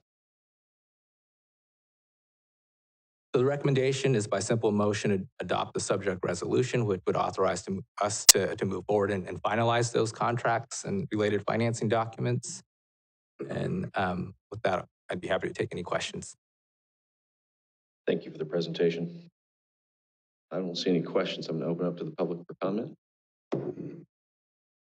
Bring it back to the council. I know that I said earlier in the year that I have a lot of faith and confidence in our team and you and Brian and bringing everything together through a process to our fire chief. It certainly is important, and certainly have found the pathway to do that. So I really appreciate it. So, Councilmember Stockton. I just want to really thank everyone involved. I know that this was challenging and you went above and beyond, and so it doesn't go unnoticed. I'd like to, with that, motion to approve. Motion and a second. All in favor? Aye. Opposed? And thank you very much. Really appreciate it. All right, Mr. City Manager. Yes, thank you, Mr. Mayor. Just as a reminder for everybody still watching, we're skipping over item 8H and moving on to item 8I, which is a resolution approving an amendment to the disposition and development agreement between the city and Victory Gardens. Tamara Colton is here with the presentation.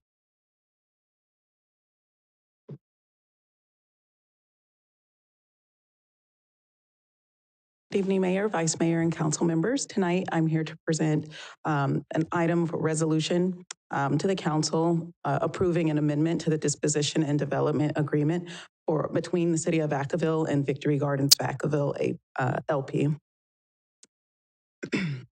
This is for the affordable housing with a military-focused development located at 5763 Vanden Road. A quick background, this project the council approved in May of 2024 for staff to move forward with an exclusive negotiating rights agreement with Municipal Housing of California. And in December of 2024, council moved forward with approving a disposition and development agreement with Victory Gardens Vacaville LP, which is the limited partnership formed by Municipal Housing of California. In that initial disposition and development agreement, or DDA, the city agreed to that the purchase price for the property located at Vanden Road would be $1 and that purchase price would be paid in cash to the city at closing, essentially donating the land for the project. With the release of the California Housing Finance Agency's or Cal HFA Mixed Income Program, NOFA, the Victory Gardens Vacaville LP came back to staff and requested that the city consider selling the developer the property at current market rate or market value in order to make their application more competitive with the MIP program. Under this structure, the city would sell the property to the developer for the fair market value of $4,390,000. This would be financed through a city-carried 55-year term, 1% loan, and any payments would be deferred through the term of that loan. And of course, the loan would be subordinated to any other financing that the project would receive. This adjustment would not affect the city's financial commitment, as initially the city was prepared to donate the land for the project for feasibility. So with that, staff's recommendation is by simple motion, adopt the resolution approving the amendment to the disposition and development agreement and authorize the department director to finalize and execute the agreement for the project. Thank you very much. See no questions. I'm going to go ahead and open it up. And I'll bring it back to the council. Are you coming forward? Yeah, thank you.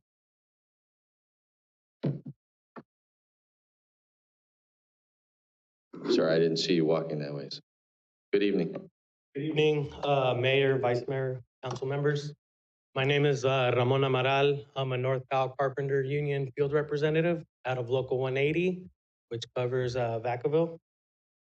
I stand before you today deeply concerned about the future of Victory Gardens project in Vacaville. While we support the mission of affordable housing and housing for veterans, we cannot ignore the troubling signs that Municipal Housing is shutting out the Carpenters Union, and in doing so, disregarding the very workers who will be building this community. For months, we have attempted to engage with Municipal Housing, urging them to meet with us to discuss labor standards. Standards ensure local workers receive livable wages, proper benefits, and safe working conditions. But instead of responding in good faith, they have chosen to ignore us. This raises serious red flags about who they plan to hire. We have every reason to believe they will bring an irresponsible contractor, one with no regards to their workers, who will build this project. We've been seen before, contractors cutting corners, misclassifying workers, and paying poverty wages. While pocketing taxpayer dollars, this is not just unfair for the skilled tradespeople who deserve dignity on the job. It is a threat to the quality and safety of the very homes they are building. Vacaville deserves better, workers deserve better, and the future residents of Victory Garden deserve a project built by skilled professionals who are paid fairly, treated with respect. We ask that you pause the development agreement until Mutual Housing meets with us to discuss the labor standards on this project. Because workers are valued, communities thrive. Thank you for your time. Thank you.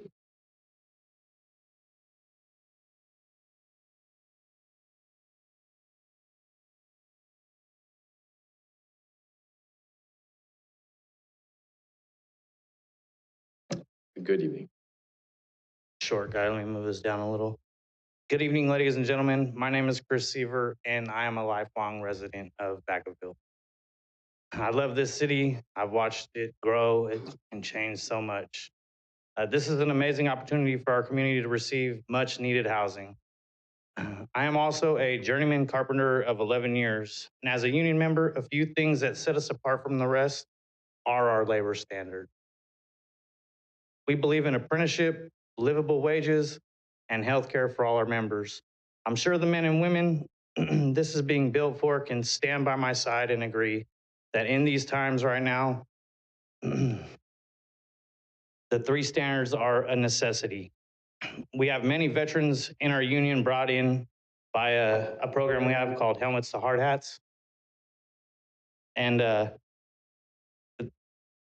the program, and I just think about how awesome it would be for them to be able to work on a project for their brothers and sisters. I think about how many apprentices could work at a job site close to home. I believe that with labor standards put in place on this project, everyone benefits. So I ask you to think about this. What are we doing to make sure workers on this project are getting state certified training, livable wages, and health benefits? Housing is more than just a roof over someone's head. It's an investment in our communities, and it should be built with the same care we give to the people who will live there. Let's make sure that when we build for the future, we do it the right way by standing up for fair labor standards. Thank you for hearing me out. Have a good night. Thank you.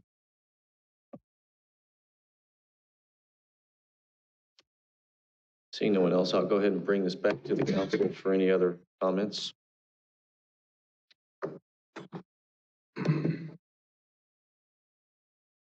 Councilmember Stockton. Yes, does selling them the property instead of donating it avoid them having to pay prevailing wage on this project? No, the fact that the project has project-based vouchers that are awarded to the project, it will be required to pay prevailing wage. Councilmember Wiley. That was my question too, because I want to make sure that we do have workers that are quality workers on this project, and local workers would be great. Because a lot of the building that I see going on in District 6, I see like trucks that are from companies that are not from around here. So I know that is the case in a lot that's being built out there. So I do want to make sure that the workers that are building Victory Gardens are qualified and, if any way possible, local, and getting a fair and livable wage. Vice Mayor Chapman. I'm along the same line. Well, that's okay. Yes. But I was going to go a little further and ask the mayor, not the mayor, the city manager. Do we have an idea of how much money remains within the city when it comes to construction? And so that would require asking developers about their hiring practice and whether or not they are hiring local or even considering union workers. That is a possibility. I know when I was at the college, I was able to obtain similar data. So you have me at a little bit of a fuzziness on this. So when you say how much remain developed? What? No, you want me to start over? Yes, please. Okay, no problem. With all the development that has taken place,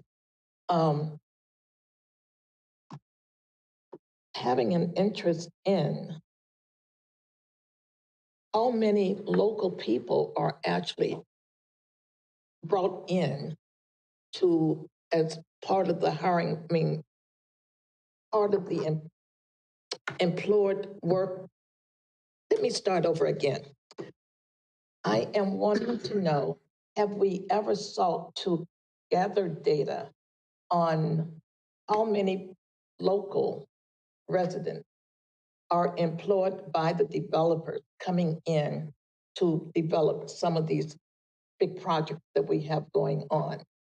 And with that, when we are using, the developer fees, anyway, all of this money is coming from residents for what is needed for infrastructure or different needs in order for the developer to be successful. Now, I'm trying to find out, is there a way to find out how much the money that we're putting out is actually staying within the city, or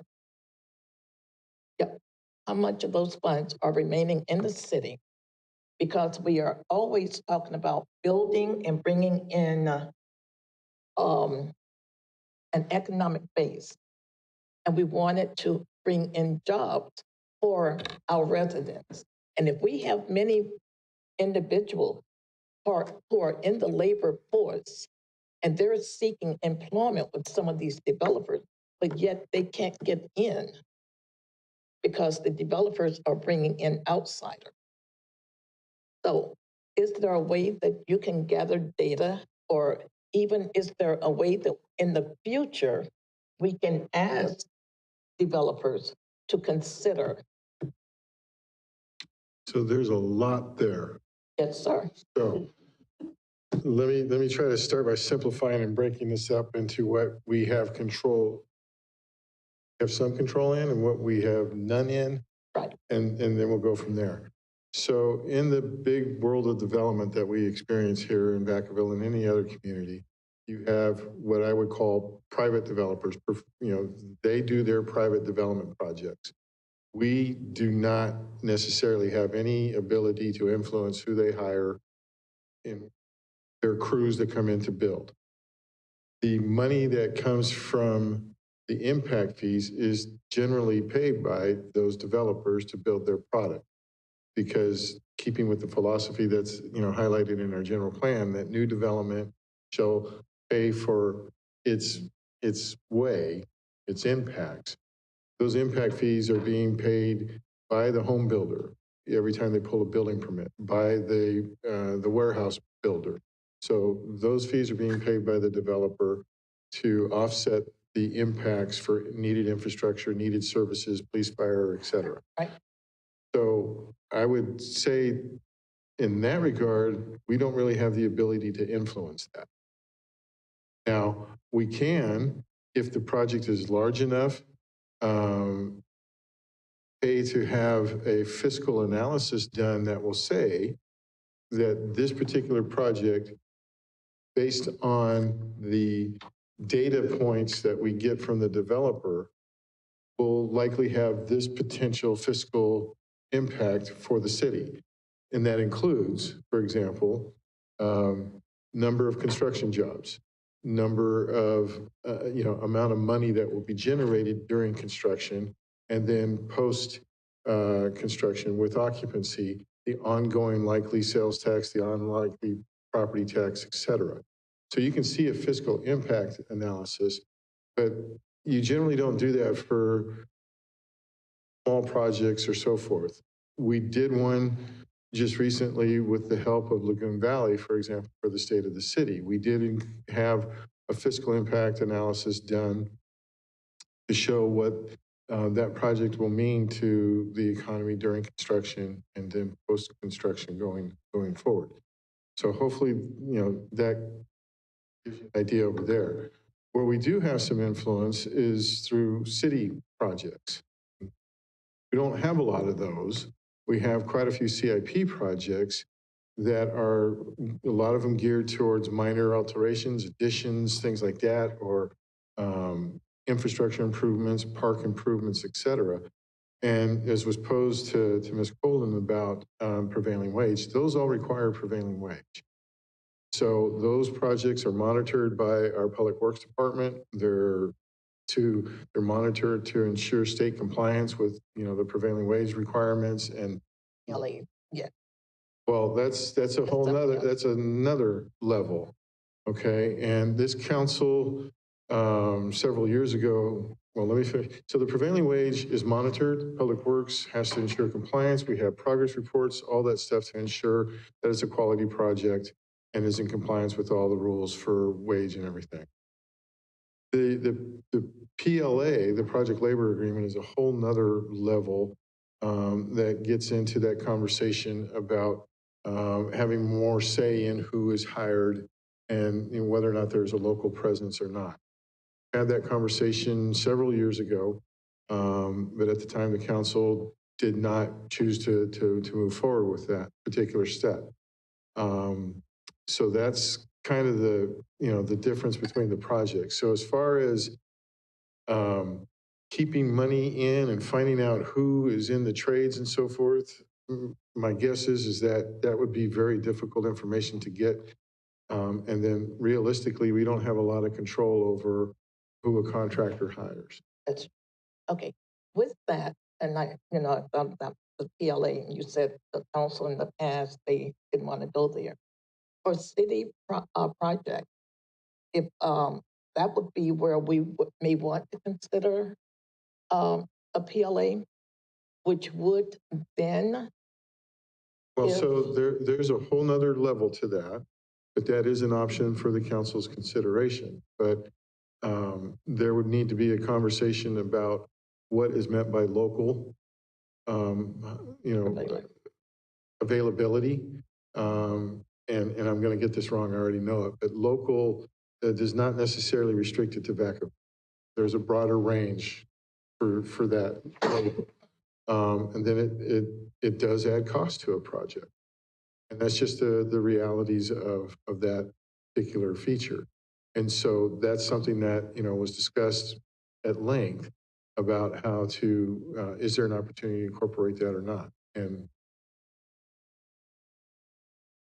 maybe at a later date, may ask that we get a presentation on PLAs and impact, how could we use it, because that is let's save that for council comments. yeah, because I will say that tonight's item, the council's already approved an agreement with the developer on this. This is a minor modification to make it more affordable and marketable to get built. Because, when we were doing the general plan update presentation on the housing element, while there were zeros, the future projects that we're trying to get there, this is one of those that provides 244 low, or if not very low, units that we need to make sure it gets there. You're right. Councilmember Stockton? Yes, I'd like to motion to approve and ask the developer try to. Gentleman that came here and.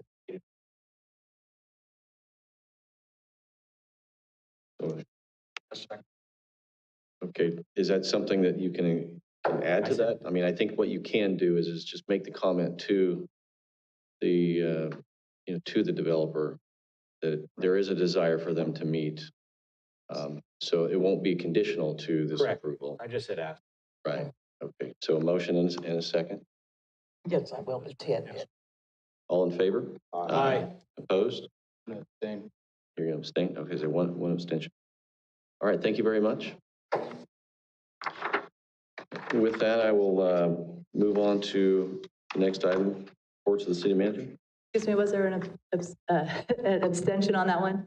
Michael. Okay. Yeah. Thank you. So reports of the city manager. I got nothing. All right. Reports of city council. Councilmember Silva. Want to give a huge shout out to Mason, I'm sorry. Mason Hosking, one of three brothers who just was near completing his Eagle Scout project at Pina Adobe. So over several days, him and his put together a pretty good crew to lay out different markers along the trail, including the placement of a new wooden structure so they can folks can see different posters. So hopefully that was constructed to the city standards, but I think it looks pretty awesome. And really want to thank the youth continuing to find ways to step up and improve our community. Thank you. Councilmember Wiley. I just have a couple of things to say that March is a special month for Meals on Wheels, and I rode around yesterday with Tyler and Ryan with Meals on Wheels, and we were delivering emergency meals to some folks that are on the wait list, and the theme this year is in the wait. So Meals on Wheels is struggling for funding, and then we have more people that are in need of services. So just spread the word, and I would just encourage any of you to take advantage of taking that ride along with the Meals on Wheels during March. And then March is also the Women's History Month, and so I'm looking forward to further discussion about our Commission on Women and Girls vacancy that we have in Vacaville and getting that filled as soon as possible. And I invite anyone who is free tomorrow between noon and 1 o'clock to come to the Plumbers and Steamfitters Union on 220 Peabody Road to meet Jean Gibson, who's a 99-year-old Rosie the Riveter. And I did hear her speak in October, and she's just a really dynamic woman. And so it'll be a great presentation about how women left their homes and everything else when they were like 18 or 19 or 20 and went to the West Coast, my grandmother included, that did then work on ships and planes. And so she worked as a Rosie of the River and was a welder. And so we have a welding apprentice program at the Plumbers and Steamfitters. So I invited her to come back to Vacaville and see how welding may have evolved since 1940. So she was eager to do that. And then she will have this presentation from noon to 1. And it's just really frustrating that, in 1940, she worked during the war and so many women stepped up to do a man's job because men weren't there. And then after that, they went on to other lives. And she was told she wouldn't get a promotion because she was a woman and she would get married and have kids. She was told, as she quit that job, got another job, and then the clerk was making $1 more an hour because he was a man, so she quit that job. So she stood up for herself and women at a time in the 1940s and 50s and 60s. And here in 2025, there is a movement. Rosie the Riveter is on the list to be eliminated from the history, to remove the images of Rosie the Riveters who worked for our country in a man's capacity. And they also want to erase her history. So this 99-year-old woman was on the TV news saying, I guess I'll just have to work harder. She has a Congressional Medal of Honor. She worked for her country. And there is a movement to erase Rosie the Riveter. Here, 85 years later, in the Women's Month, I think that's a sad state of affairs. So please come tomorrow and support Rosie, who's really Jean Gibson, and appreciate the work and respect that women have done for our country. That's it. Just come. Thanks for sharing. I don't see any lights. All right. Well, I'll just... That's right, I heard that. We're going to go ahead and conclude this meeting and just want to say thank you also to the staff that helped prepare for the State of the City last week. The last thing I just will say is there's reason to be optimistic. Several of us, including, I'm going to say Professor Silva, but it was also Councilmember Silva, helped to provide the tour. As always, you understand what's going on in the biotech world. And then also to meet with the senator and members from Sacramento over at Lonza to take a tour along with, with other staff that was there. I know that, Aaron, you were there and others. It's important that this kind of understanding of what's coming in the development world looks at real jobs that could be very good. So there's reason to be optimistic. And it's really nice to be able to take that time and let our senator know, you may not know this area as well as you think you do, like where you came from in Yolo County, but let us show you. And so our staff did an amazing job. Thank you for that. With that, good night, Vacaville. This meeting is adjourned. There's no closed session.